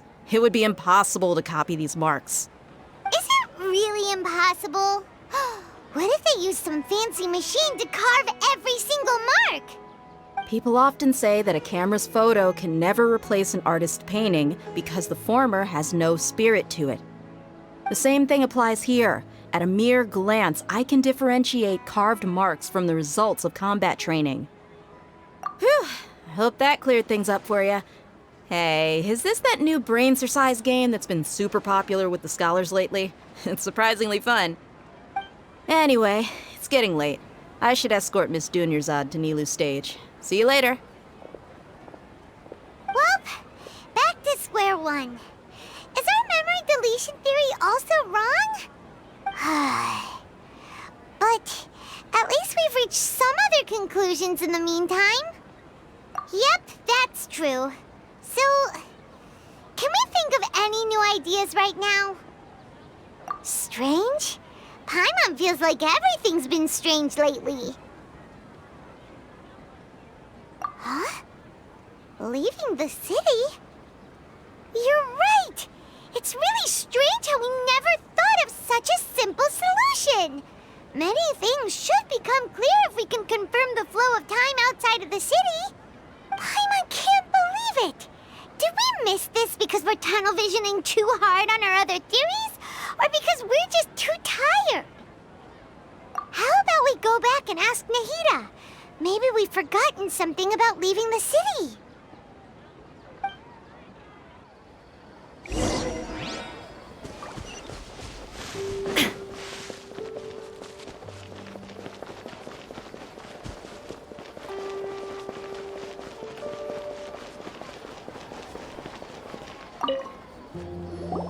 Nahida, we're back! You're back early today. Did you find something new? Sort of. We're mostly sure now that we're not in a time loop. And we also aren't in the real world. But at the same time, we have a new question. Leaving the city. As far as I remember, you've mentioned your plans to do that twice before. We did? But we don't remember anything. What happened after we talked about those plans? What did we say when we got back? Let me think. I don't think you ever actually told me what the outcome was. Oh, it's probably more accurate to say that both times you never came back the whole night. But you two sometimes stay out the entire night anyway, so at the time, I didn't think too much about it. It is true that sometimes we lose track of time during our investigations. Before we know it, it'll already be the next day. But still, neither of us remember anything about leaving town. Really? That's kinda strange. In theory, I should have already awakened all your memories. Yep, something here's definitely fishy. Let's get to the bottom of this tomorrow.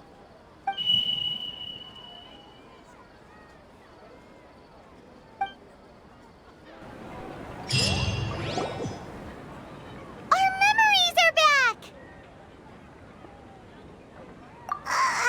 About that. Well, where should Paimon begin?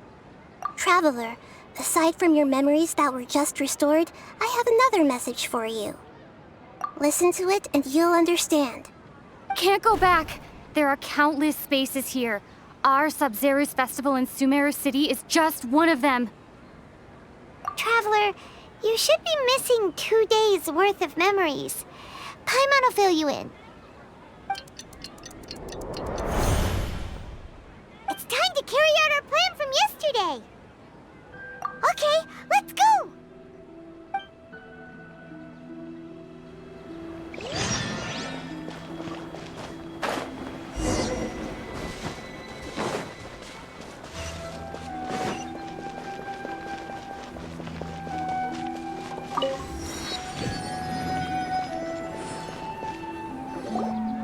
Why can't we leave the city? What is the Academia up to now? Don't ask me. It's not like I can tell you anything. This is a direct order from the Grand Sage. Just wait until tomorrow. I have a real emergency. My goods have already arrived at Port Ormos. If I don't hurry, they'll be stolen. That's your problem. Make sure you make a request in advance next time. But it's not like you can just predict business matters in advance. It looks like the Academia already announced a lockdown for Sumeru City today. How completely unsurprising. Let's go and question them. Hello, sir. Why can't we leave the city today? Here we go again. Don't ask me. I don't know either. We just received an order that no one is allowed to enter or exit Sumeru today. They didn't tell us anything else. Angering me won't get you anywhere. If I had that kind of insider info, I would have left this stupid post long ago. It looks like he really doesn't know. If we can't get anything out of him, let's take matters into our own hands. Why don't we climb over the walls? Those guards can't be everywhere at once. This is a good spot, and the guard hasn't noticed us at all. Let's hurry! Huh? Why? Are you going to leave Paimon behind? But what if things get really weird out there and you get into some trouble? Then Paimon won't be able to help you. Oh, Paimon knows that Paimon can't do much, but we've always been together, haven't we? Okay. Paimon will wait for you. Promise Paimon that you'll come back as soon as possible. Just a quick look. And please, be careful.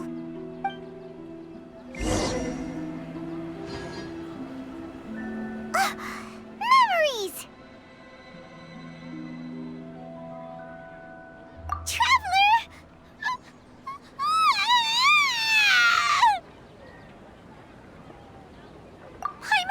Paimon would never see you again! You just disappeared! Paimon waited for you for hours and hours at the city wall and you never came back! You promised Paimon that you were only taking a quick look! Paimon, calm down. She's here now. I don't think she understood what you were saying. Paimon doesn't care! Paimon wanted to go look for you, but you also said that Paimon should stay! Paimon was so worried and so scared the entire day!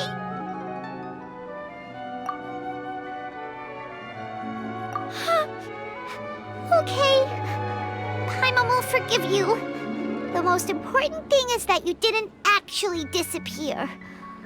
Oh, Paimon was so scared that you had gone into another world! Okay, Paimon, can you tell us your perspective of what really happened yesterday?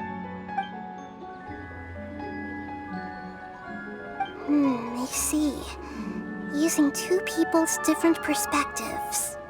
After that, you left the city. Paimon kept her eyes on you the whole time, but then you disappeared in an instant.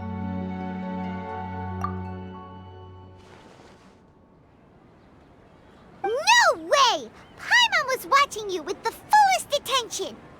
What's your perspective, Traveler? You sure you don't have any memory of this? I guess that explains everything. You also lost your memories the last 2 times you tried to leave the city. Those days' memories can't be awoken. So, if we leave the city, our memories will be completely erased? It really sounds like something big outside of the city is being hidden on purpose. But this way, we'll also never discover what's outside. Something like a message? But how can we send it back? Don't look at me like that. I'm not used to being stared at. Well... Okay. You want something that can pass on messages, right? Give me some time and take care of Dunyarzad for me. Yep! Now we're talking!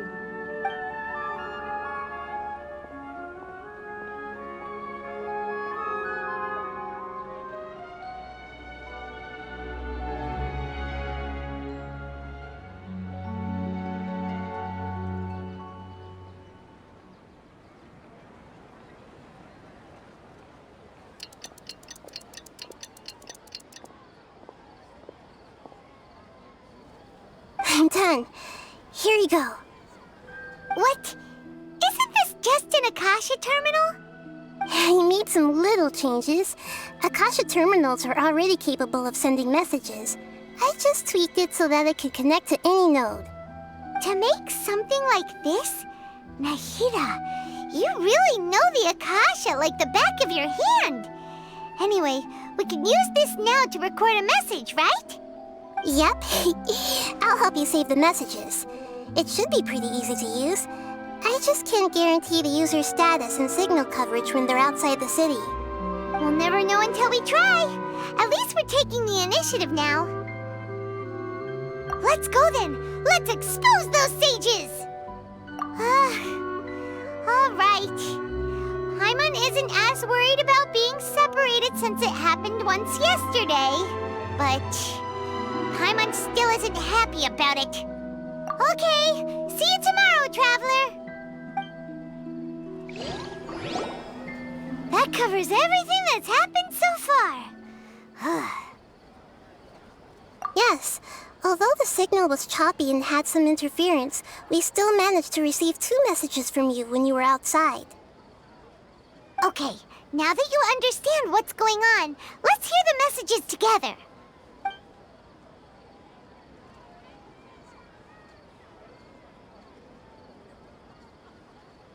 Can't go back. There are countless spaces here. Our Sub-Zero's festival in Sumeru City is just one of them. I've entered another space. Before me are flowing sandstone and howling fish. Impossible and surreal sights. All these spaces are empty, except for the occasional ones that contain mute puppets rather than people. I can't sense any human presence.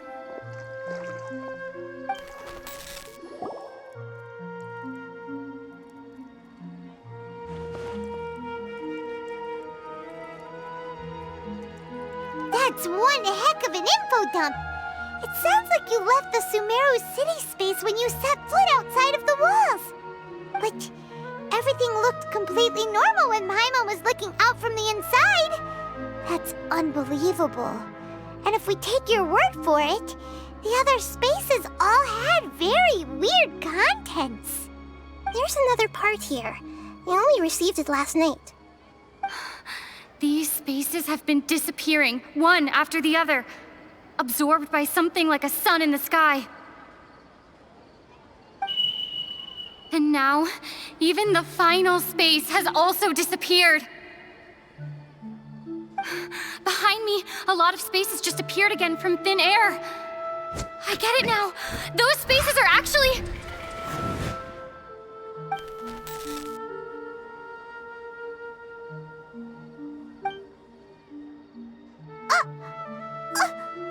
Why did the message end right there? What did the traveler want to say? What are those spaces? Probably because yesterday just happened to end at that moment. Oh, right. Paimon did hear a beep from the Akasha. Did it come from here or from the message? The message. It should have come from the Traveler's Akasha terminal. After the beep, Traveler said even the final spaces also disappeared. Traveler, what do you think that final space could have been?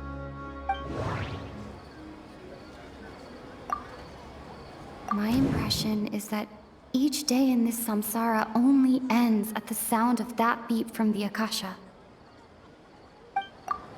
Was that space actually the real world? But wouldn't a real space just randomly disappearing like that be catastrophic? All the bizarre spaces I saw outside the city had one thing in common: a lack of human presence.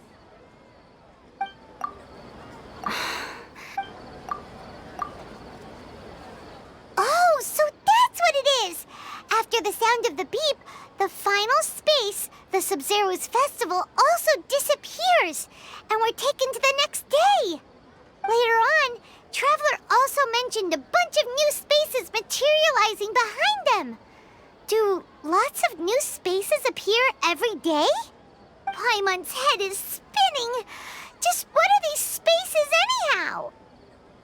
Well, consider this. For all the horrors of the Archon War, at its heart, it was just a game where a bunch of gods fought over 7 seats. So no matter how strange or spooky things may look on the surface, maybe all they point to in the end is a small and simple secret. Wow, the Archon War, huh? That's an analogy and a half.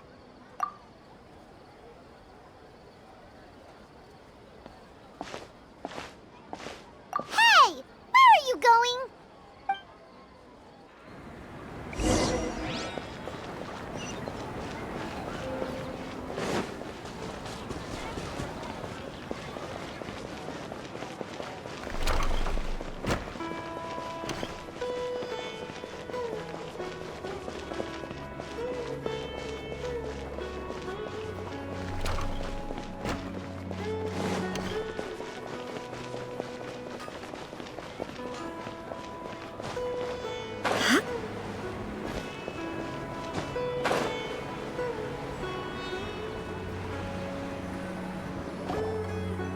Do you want some alone time to think?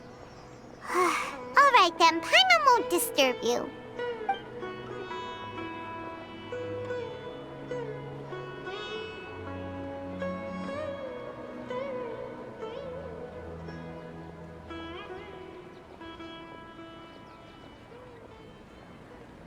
The dance of Sub-Zeros is about to begin. I'm going to go watch it. Okay. Why don't you go ahead, Dunyarzad? We still have some other stuff to do first. Okay then. See you later.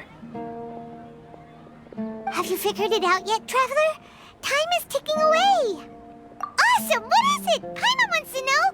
Oh, wait, no. Let's meet up with Nahida first. You can tell us both together. This time, we're gonna get to the truth.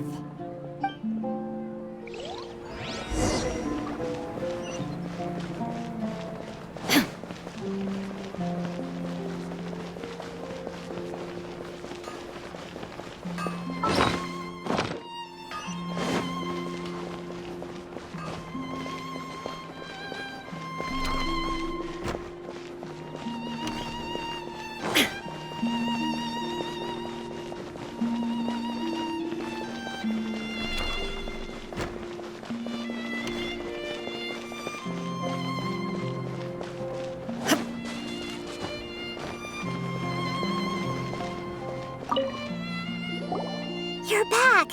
I've been waiting forever for you two. Judging by the looks on your faces, are you ready to take your Sub-Zero's exam and graduate from the festival?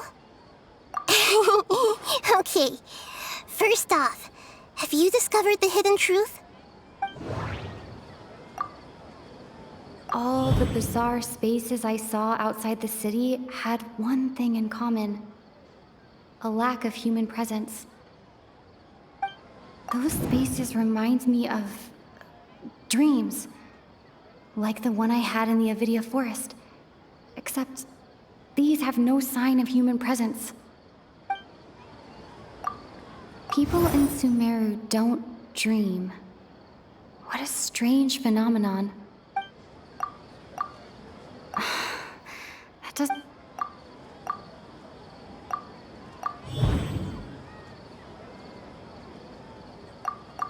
We are all in a dream.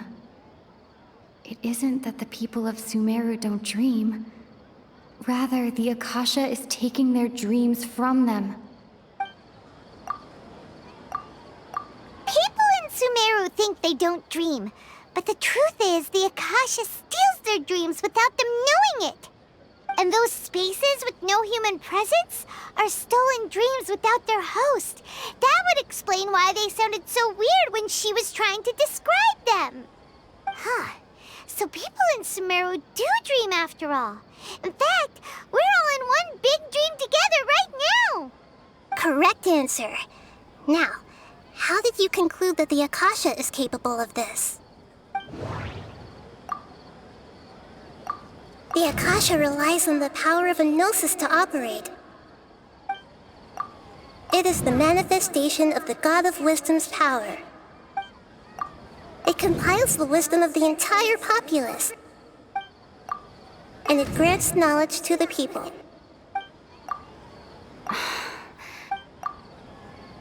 Oh, okay.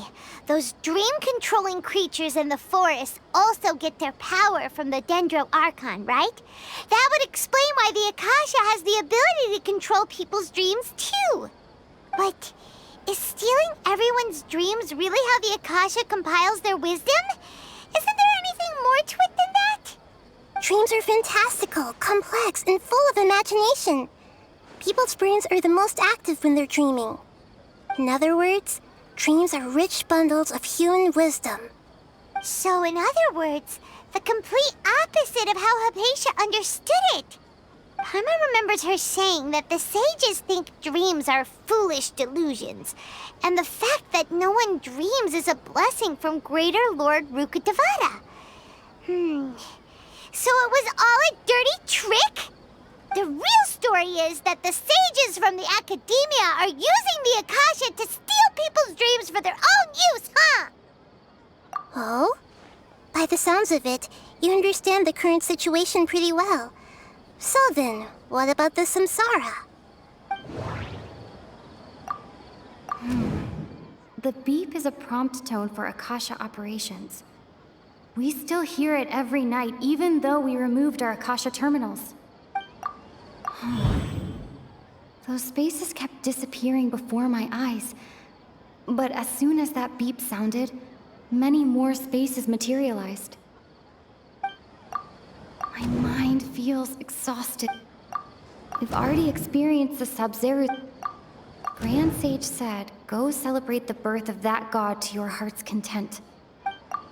Those dreamscapes kept vanishing. But as soon as that beep sounded, more new spaces appeared.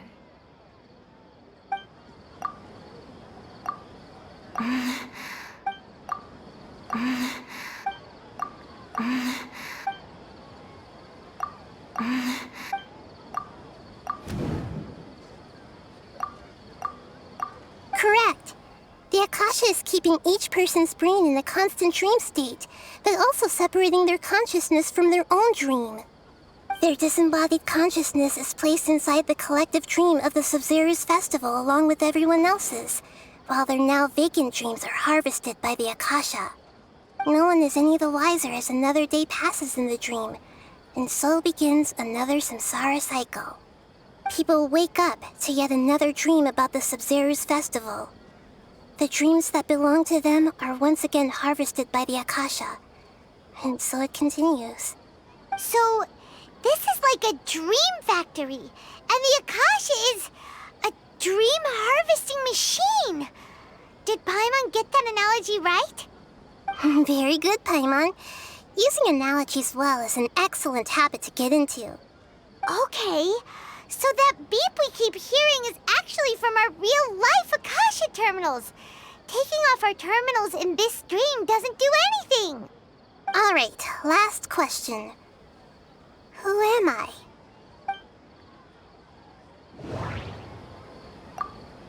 They say that alchemical divination is the Dendro Archon's divine revelation. So then, if Nahida has referred to herself as the moon... Now that I think about it, wasn't illusions a hint that we're all dreaming? Now that I think...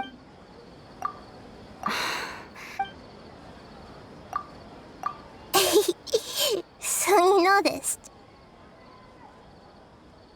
I thought that one would be the hardest question.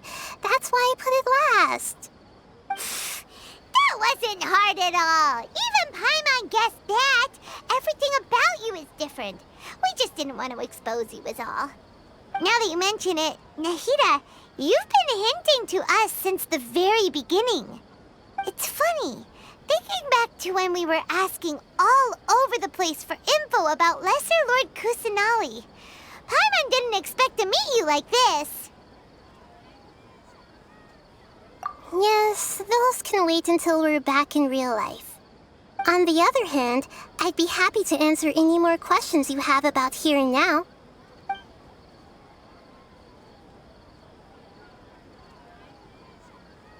I know, right? Why did they have to base this dream on my birthday? Could it really just be a coincidence? Even you don't know the reason? Wow, now that's strange. The Academia sages are determined to harvest lots of dreams in a short time, no matter the cost. They have to be up to no good. Unfortunately, I don't know anything about it. Traveler, do you have any information?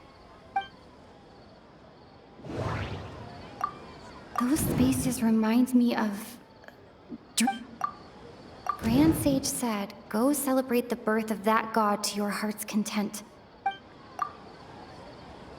Celebrate the birth of that god? Could it mean... Can humans really keep dreaming forever like this? Will it ever end? And if so, when? You might say your mental fatigue has already answered this question. Eventually, there's only so much that people can tolerate.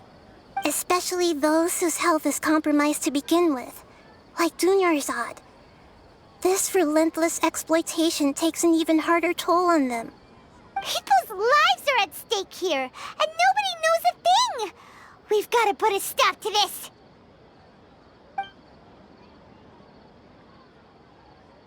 Firstly, this dream we're in is completely based on reality. People have already experienced this Sub-Zero's festival, so it would be very difficult for them to find anything that strikes them as surreal. Secondly, you're probably wondering why people don't have any memories from earlier samsara, right? That's because people don't remember their dreams most of the time anyway. And in any case, their actual dreams are being taken away from them by the Akasha. So whenever they wake up in this dream of the Sub-Zero's festival, they don't remember anything from their previous identical dream. That reminds Paimon. Traveler had a dream when we were in the Avidia Forest, but couldn't see what it was about after waking up. Is that an example of what you mean? Yes. Only after receiving the blessing of Dendro can a person gain the Dendro element's dream-enhancing power. That explains the feelings of déjà vu. Meanwhile, everyone else has no idea that they are in the Sub-Zero's festival samsara, while their dreams are stolen from them over and over again. You asked me this question before. My answer was, it would literally blow your minds. Now that you know this is all a dream, this answer should hopefully make more sense. Have you heard the saying, don't wake a sleepwalker? Likewise, if someone suddenly had told you all this instead of you learning it on your own, your notion of reality and dream would be thrown into irreversible confusion. I couldn't expose you to that kind of risk. That's why I could only give you very subtle hints and some suggestions. Long story short, I'm really sorry I had to keep you guessing. Deceiving the people of Sumeru with no regard for their safety. No matter what they're trying to do, this is unforgivable. After we end the Sub-Zero's festival, Samsara, we have to look into them. How can the sages of the Academia do this behind their Archon's back? This is ridiculous! In the end, I'm just the moon. The real sun is long gone. A sun and a moon? Nahida's talking in riddles again. Oh, we're out of time today. I'll tell you how to break free of the samsara tomorrow. See you then.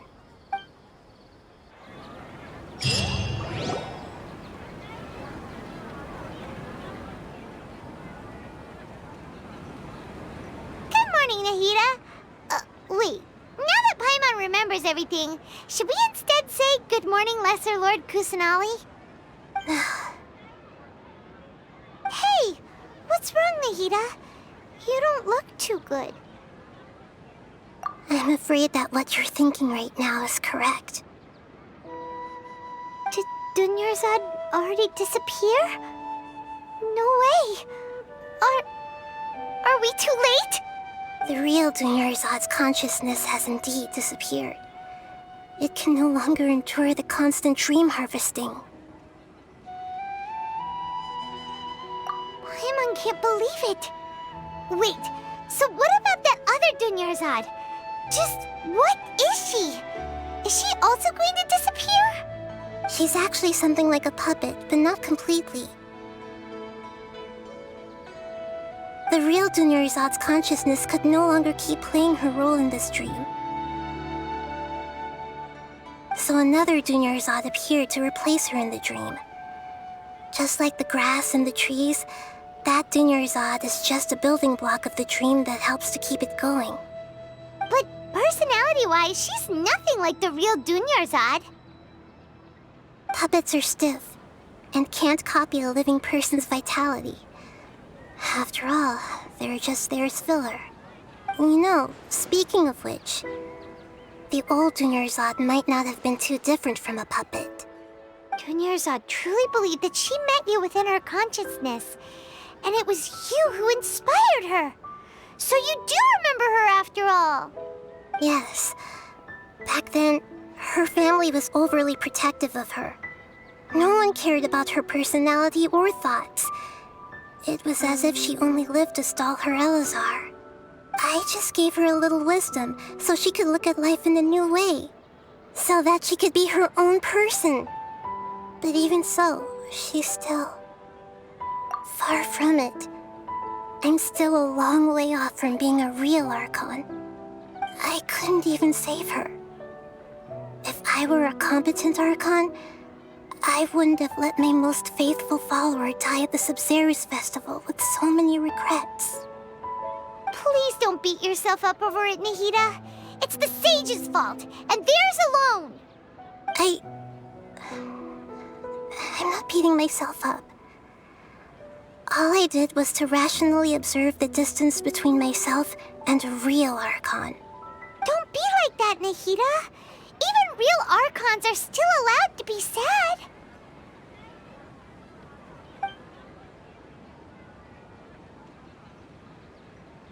To prevent more tragedies like this, we must end the samsara as soon as possible. Great, but how do we do that? Although the Sub-Zero's festival dream is under the Akasha's control, only humans can dream. Even the Akasha is unable to create them. That means this dream belongs to a host who created it.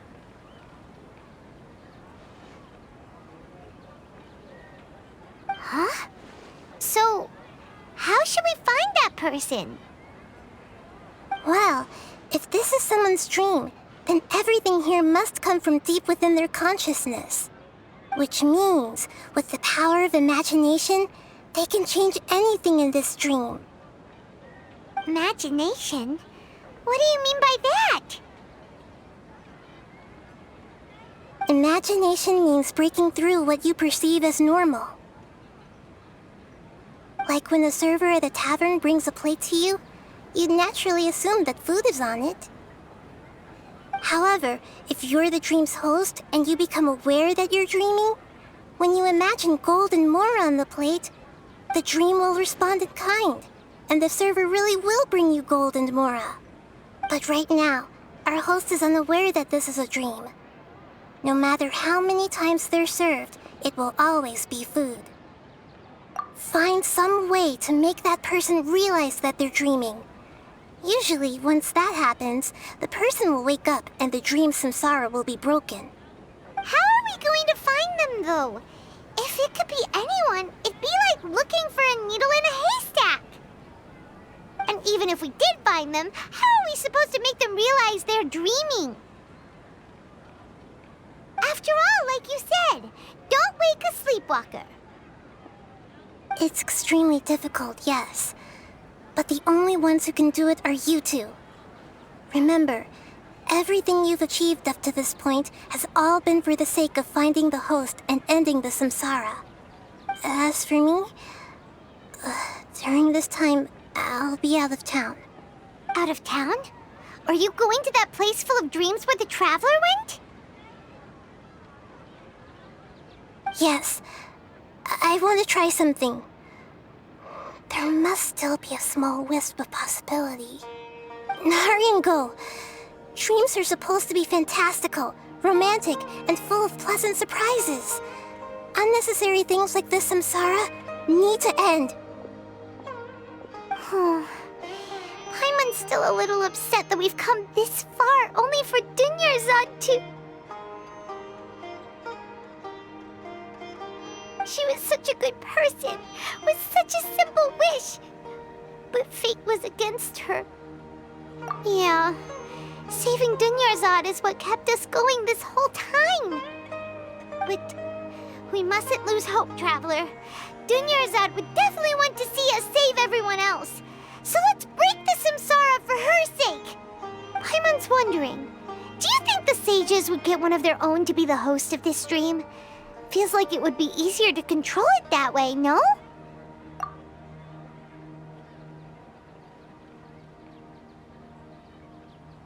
Huh. That's true. Plus, the sages probably weren't counting on there being other factors beyond their control, like Nahida and us. So, who do you think the host of the dream is? Oh, that would make sense! Ferris, the Knight of Flowers, is a symbol of the whole Sub-Zero's festival, right? Pretty core character. Let's go ask him some questions, shall we?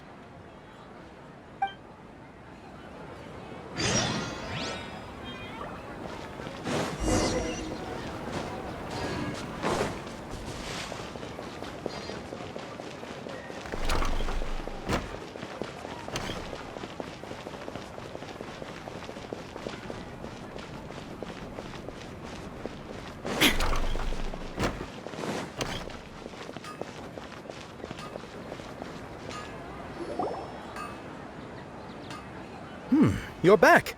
You left in a hurry last time. Is everything okay? Everything's fine. Just, it's a little hard to explain. Would you mind taking part in a little experiment with us? An experiment? That came out of nowhere. I'm listening, though. What do you need me to do? Could you make a wish? You want me to make a wish? Is that a new Sub-Zero's festival tradition or something? Less questions, more wishing! Okay. My wish. Okay. I'm a little nervous saying this out loud, but I want Miss Dunyarzad to be happy. Oh. I noticed earlier that she looked a bit down, and she wasn't really talking to anyone. She just doesn't seem like herself. She's always so gentle and kind, and all the kids love her. I've also wondered if the reason she asked me to be fairest Knight of Flowers is because I'm special to her, or something. So, you have a crush on Dunyarzad? Oh, is it that obvious? After what I just said, I guess it is. When she placed the hat of the Knight of Flowers onto my head, she said to me, "I want everyone to have a happy Sub-Zero's festival." What she didn't realize was that I'm not that interested in how everyone else feels. In that moment, I just wanted to be her Knight of Flowers for the rest of my life. 50 years, 100 years, I'll serve her till the end of time. Okay, yeah, that was a bit much. Felt like the right moment to get it off my chest, but that was pretty embarrassing. Okay, I'm ready to make my wish. I would like Miss Dunyarzad to appear in front of me right now with a smile on her face. Here goes. Please come true. I'm gonna open my eyes. Oh, you're... What? Faki? Sorry, but only one portion of Yelda candies per person. Back home you go. Nice try, you two. Anyway, never mind. I don't need to see her appear right in front of me. As long as she's happy. Guess he isn't the host of this dream after all. Should have expected it wouldn't be this easy.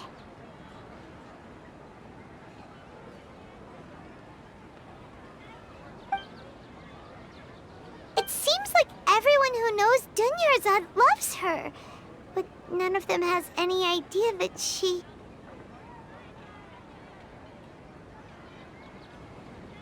My lady, step back. That sounds like Dia! Oh, right. This is when Dunyarzad bumps into the kidnappers. Huh? But Dia can handle them. Hey, Traveler!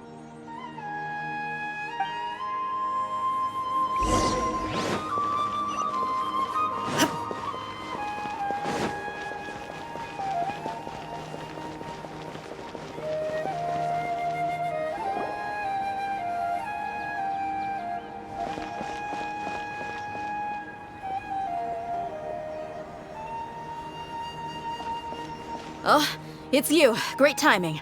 Please take... Hey, this is my job. The homie Yannis pay me, not you. You... Fine, all right. Knock yourself out. Why are you so worked up anyway? It's not like I don't trust your fighting skills. Anyway, watch yourself.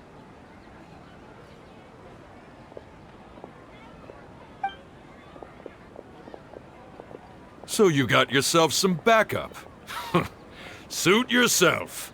You're going down! There is no escape! Time for takeoff. Brace yourself. Shatter! Ha ha! Following orders. Yahoo!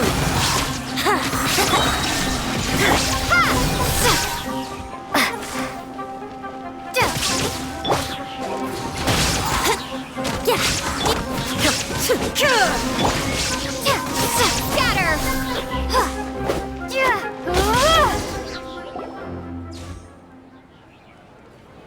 Traveler, were you just taking your anger out on those guys? You and Nahida both. Dunyarzad wouldn't want to see you two like this. Oh, and speaking of her, Paimon just remembered something. Remember how during the first Sub-Zero's festival, before the Samsara started, we came here with Dunyarzad because she wanted to pick something up? She said it was because she had forgotten something. Okay, so Paimon's memory is working so far. Anyway, Paimon also remembers that she is staying somewhere around here. She pointed it out to us the night before the Sub-Zero's festival. Yeah, even if it's only a tiny clue, it'll probably still help us more than this this needle in a haystack search.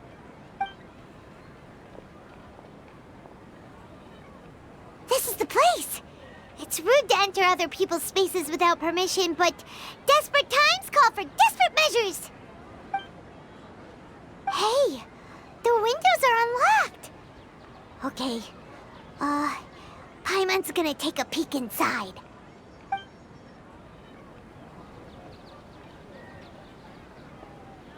This was only a temporary residence, so there was pretty much nothing inside except this book on the table.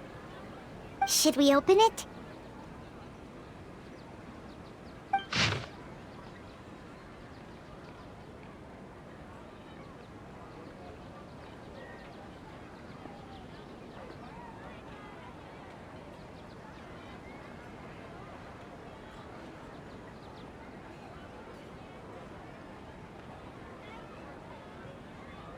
Wow. Dunyarzad wrote all of this. Sounds like she was always thinking of us even while we were away. Even though she was also busy preparing for the Sub-Zero's festival and had all her health problems to worry about. She must have wanted to give this to us as a gift on the day of the Sub-Zero's festival, right? If we hadn't found this book, we never would have known. But now that we know, we can't even thank her. Hey! Where are you off to now?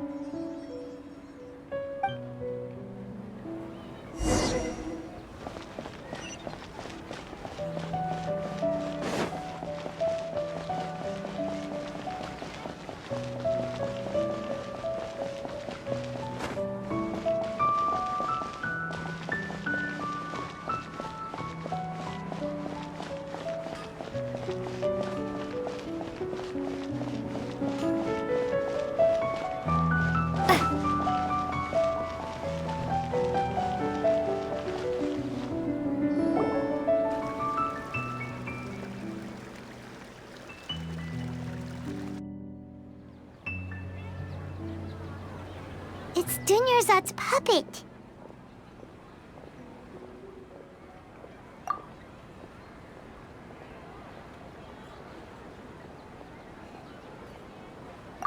Traveler?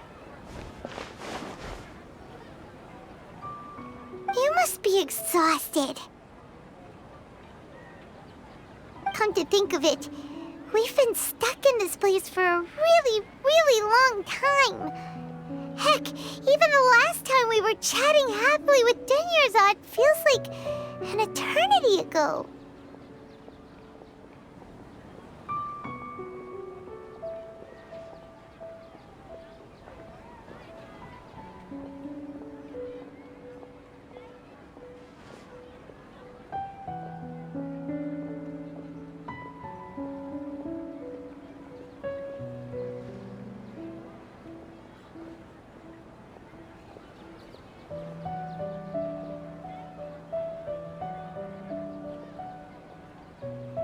Paimon still remembers when we were sitting here, and the way her eyes sparkled when she talked about Nilou's Dance of Sub-Zeros.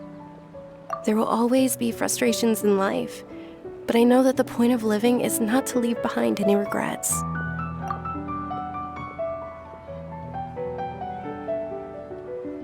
That was what the real Dunyarzad said, wasn't it?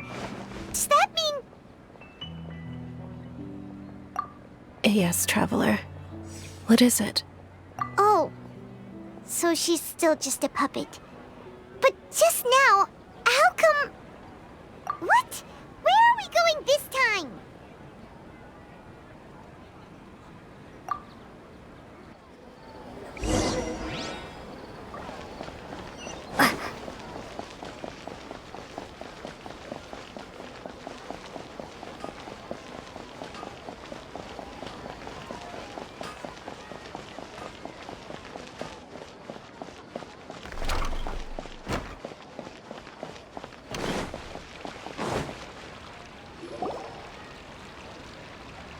If you continue to resist, we will have to order an investigation into every single event organizer. The Grand Sage has already granted you much leniency. I advise that you exercise tact. How did things turn out like this?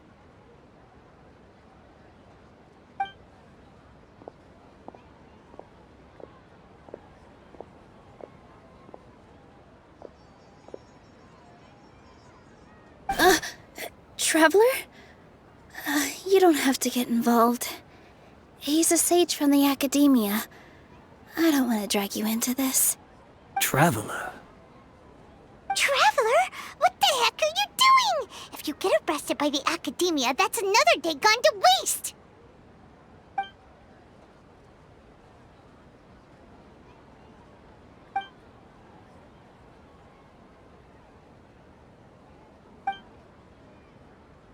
Wait, they're not reacting. Have they been scared stiff? Oh, of course! If this is the sage's plan, they wouldn't put themselves through this. So they're just substitutes. What is this? What happened to the Grand Sage and his entourage?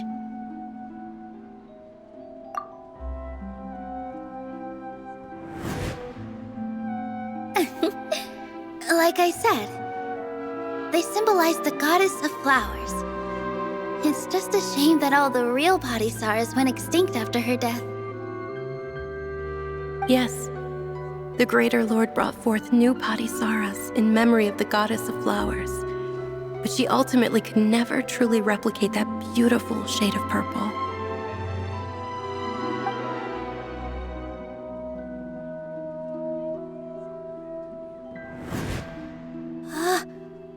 Beautiful shade of purple. Aren't these flowers real Padisaras? Just like the ones from the legend? I didn't even notice. Dunyarzad, did you find these?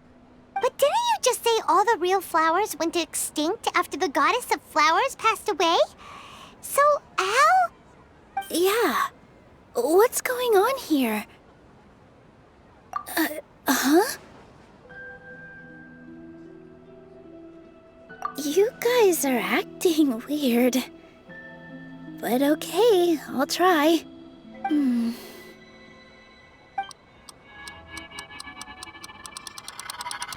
Hey!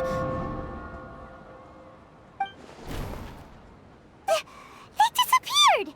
So Nilu's the host! What a surprise! Purple Padisaras don't exist in the real world anymore. But in Nilu's subconscious, they can appear as decorations on the stage! It's just like the example Nahida told us. People assume there will be food on a plate, and Nilu assumed there would be real Padisaras in the flower pots.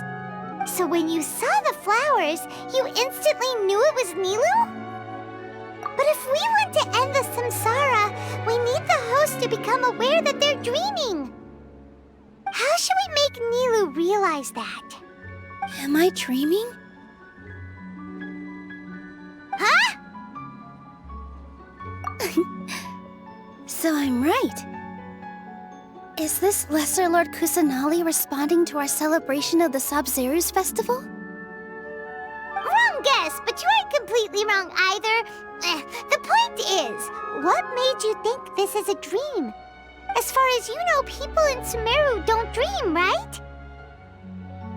Yeah, but have you heard the tale of the first sage? To prevent a calamity, he went on a journey to find the Dendro Archon. Ooh, sounds familiar. Dunyarzad told us a story like that when we first arrived in Sumeru City. So it was about the first sage, huh? Yep, but in the part you heard, he hadn't become the first sage yet. There's more to the story. His piety and wisdom were acknowledged by the Dendro Archon, and she finally gave her blessing to him. All kinds of spectacular scenes appeared in front of the first sage, as if all the knowledge in the world was being painted onto a canvas right before him. He was captivated. After who knows how long, he mastered all the knowledge he could comprehend. Afterward, he said to the Dendro Archon, I miss my parents, my wife, and my children. I've been away from home for far too long. They must be worried. The Dendro Archon smiled. The next second, the sage found himself lying in his bed, as if he had just woken up from a dream. His wife, lying next to him, said, "You're off to search for the Dendro Archon today, aren't you? Have a safe journey, my love." In the end, the first sage took care of many disasters in Sumeru City and founded the Academia. What a happy ending. So, the first sage was dreaming ever since the beginning of the story? He never went on his journey? Yes, but his faith and determination were conveyed to the Dendro Archon, so she blessed him in the form of a dream. Paimon understands where you're coming from now. That's a really interesting connection. But we really gotta wake up soon, like the sage in the story! I see. Well, it just so happens that today's Sub-Zero's festival is almost over too.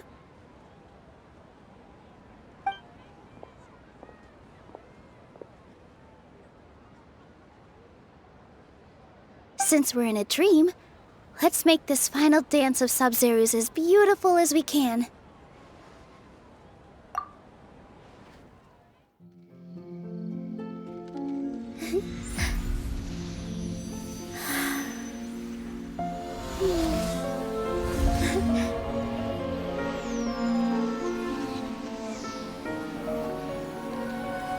The wait is over, everyone. I dedicate this to our god, the Dance of Sub-Zero's.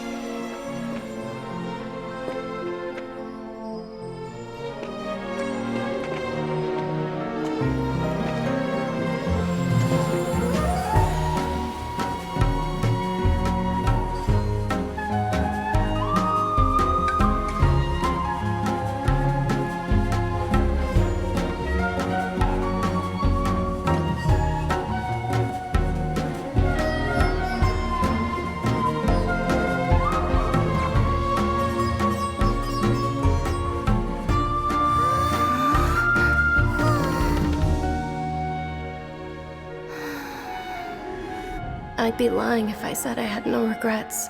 I would have loved to see Nilou's dance.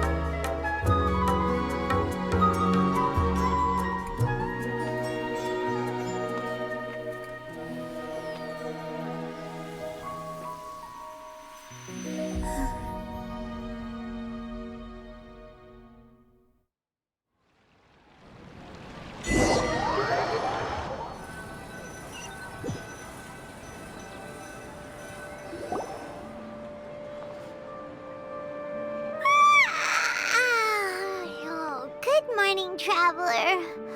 Oh, Paimon feels like she's been asleep for the longest time. Paimon's head feels super heavy. Did we oversleep? Do you even remember going to sleep last night? Paimon thinks it was after the Sub-Zero's festival. The Sub-Zero's festival! Have we finally escaped from the Sub-Zero Samsara? Quick! Take off your Akasha terminal!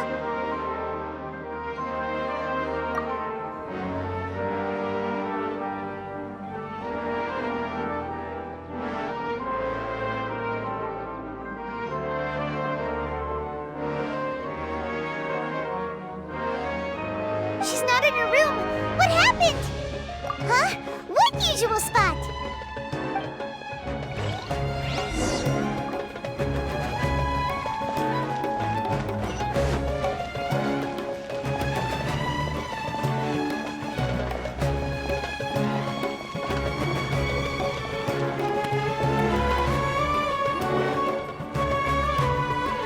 Well done, Traveler and Paimon.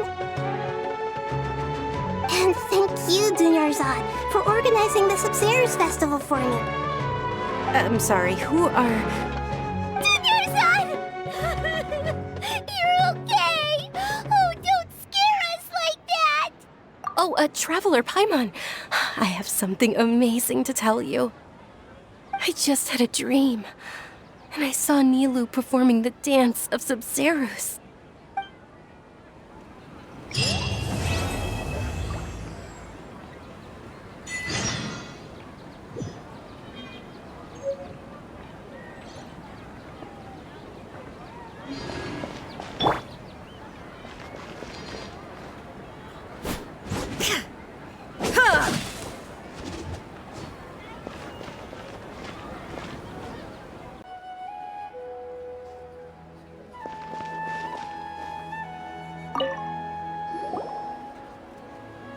You're actually Nahida, aren't you? Paimon felt like Catherine was acting weird when we met at the Sub-Zero's festival. And... Dunyarzad, did you save her? It's a really long story. We shouldn't disturb her. Her consciousness is still weakened. Let's chat somewhere else. How about by the Traveler's favorite bench?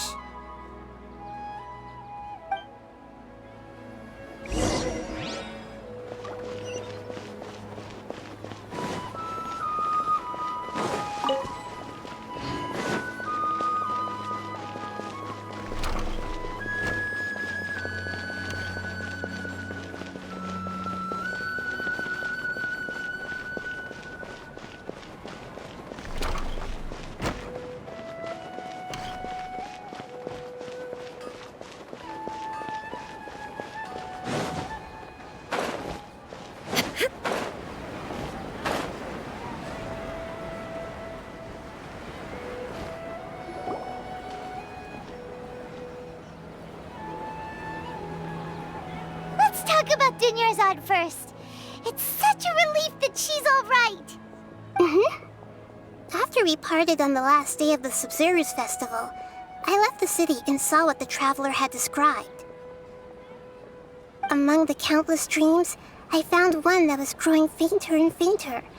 This proved my suspicion. Once Dunyarzad could no longer bear the Akasha harvesting her dreams, her consciousness began to dissipate. But this also meant it escaped the Akasha's control. Such a small fragment of consciousness can't last for very long, though. It will return to its original dream, where both will gradually fade until they completely disappear. I used all the power I had to keep her dying dream alive as long as possible, but it still wouldn't have lasted for much longer if it hadn't been for you two breaking the samsara. So it looks like we did manage to save Dunyarzad in the end. And not a moment too soon. Huh? Why are you two smiling so happily? I thought you'd be so moved that you'd start crying. I need to spend more time observing human emotions. Both are fine. Everyone reacts differently. All right. You two must have a lot of other questions for me, right? After all, you saved my faithful believer. As your reward, I will answer any and all questions.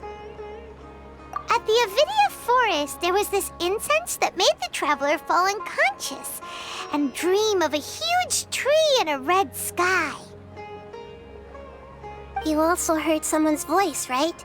It said world and forget me. Yeah, so you do know! We've been wanting to ask you what that was about, and if the red sky was related to Conria. It seems like the Traveler established a connection to Irminsul. That was a message left by Greater Lord Rukkhadevata's residual consciousness in Irminsul. Perhaps her last memory before she died. As you two probably know, Greater Lord Rukkhadevata disappeared after the disaster in Conria. The timings of these events do line up, so your suspicions are reasonable. A message from Greater Lord Rukkhadevata? We thought it was from the Scarlet King. The Scarlet King? That god who died even longer ago? present-day desert dwellers still worship him. You probably just heard some of their conspiracies. Okay, so what does the message mean?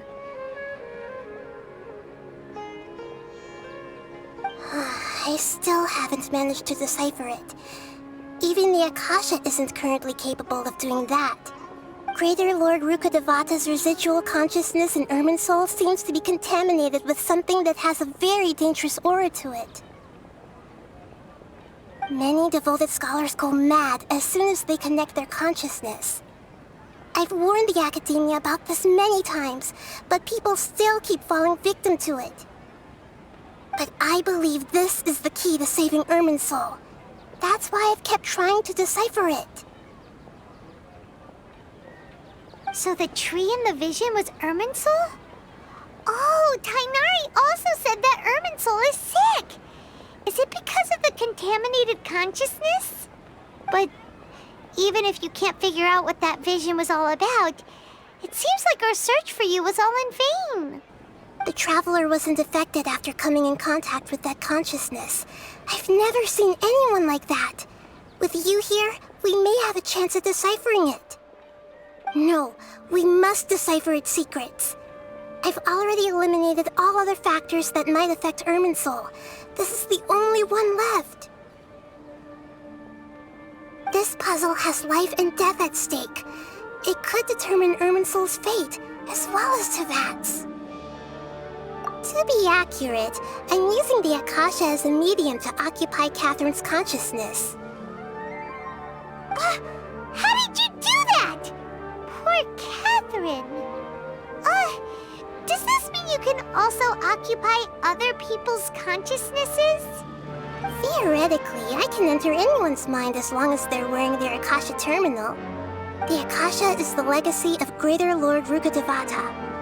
As Lesser Lord Kusanali and the first Akasha terminal, my consciousness has always been linked to the Akasha. I've always respected my people's free will, so I've never actually occupied their consciousness. When necessary, I just borrow this bionic Snezhnayan puppet. Hold on. Did we just learn some deep, dark secret? So Catherine is... No wonder Paimon felt something was off about her. What about your own body? Why do you need to borrow other people's? Don't you live in the sanctuary of Surasthana? That story begins a long time ago. After Greater Lord Rukkhadevata disappeared, the sages found my newly born self and took me back to Sumeru. At that time, I was young and weak. The sages kept me in the sanctuary of Surasthana, ostensibly for the sake of protecting me. But I've hardly heard from them since. However, I do understand that they had hoped to find Greater Lord Rukkhadevata instead of me, a symbol of her passing. So, the sages basically put their new Archon under house arrest? How dare they! Why don't you teach them a lesson, Nahida? In some ways, they aren't wrong. Greater Lord Rukkhadevata was omniscient and omnipotent. Even after her death, the Akasha is still empowering this nation. And I'm still really far away from being able to call myself the God of Wisdom.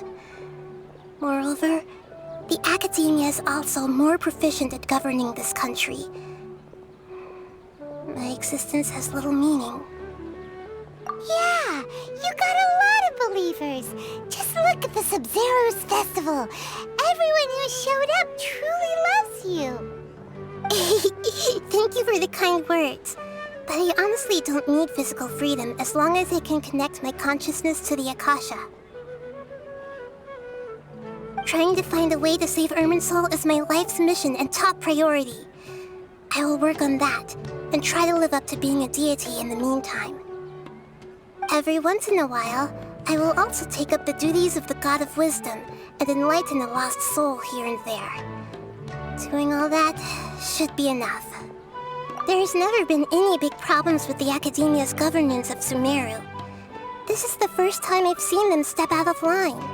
I wonder what caused them to go down this path, and what they hope to achieve. Even though the city's residents haven't noticed anything strange, if the traveler hadn't broken the Sub-Zero's samsara, the situation could have become dire. I tried to do some investigating in the Akasha, but I couldn't find anything suspicious. And all the people of interest seem to purposely avoid wearing their Akasha terminals. I think they're deliberately trying to hide something. Oh, that reminds Paimon. In Gandharvaville, there was a sage who had invited Kainari to join some kind of project. Could it be related? Regardless, I need to first investigate the sage's motives, make things right, and punish them if needed. But I'll have to be discreet, or they'll see me coming. There's never been any... I wonder what, even though this... I try to do... I think they're Oh, regardless, I need to... You mean how the Akasha stops you from having dreams? Yeah, it's been such a long time. No one's noticed something's up? It's not that no one noticed. It's more like no one cared. Ultimately, it's all rooted in the sage's misdirection. Misdirection? The sage has convinced everyone to believe that being unable to dream is a sign of rationality and wisdom. Not dreaming is a badge of honor in Sumeru. Even if the truth is that their dreams are being reaped by the Akasha. With their propaganda in place, the sages can maximize their use of the Akasha to facilitate their research.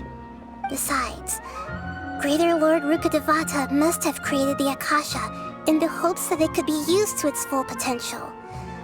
That's why I've never come out strongly against this.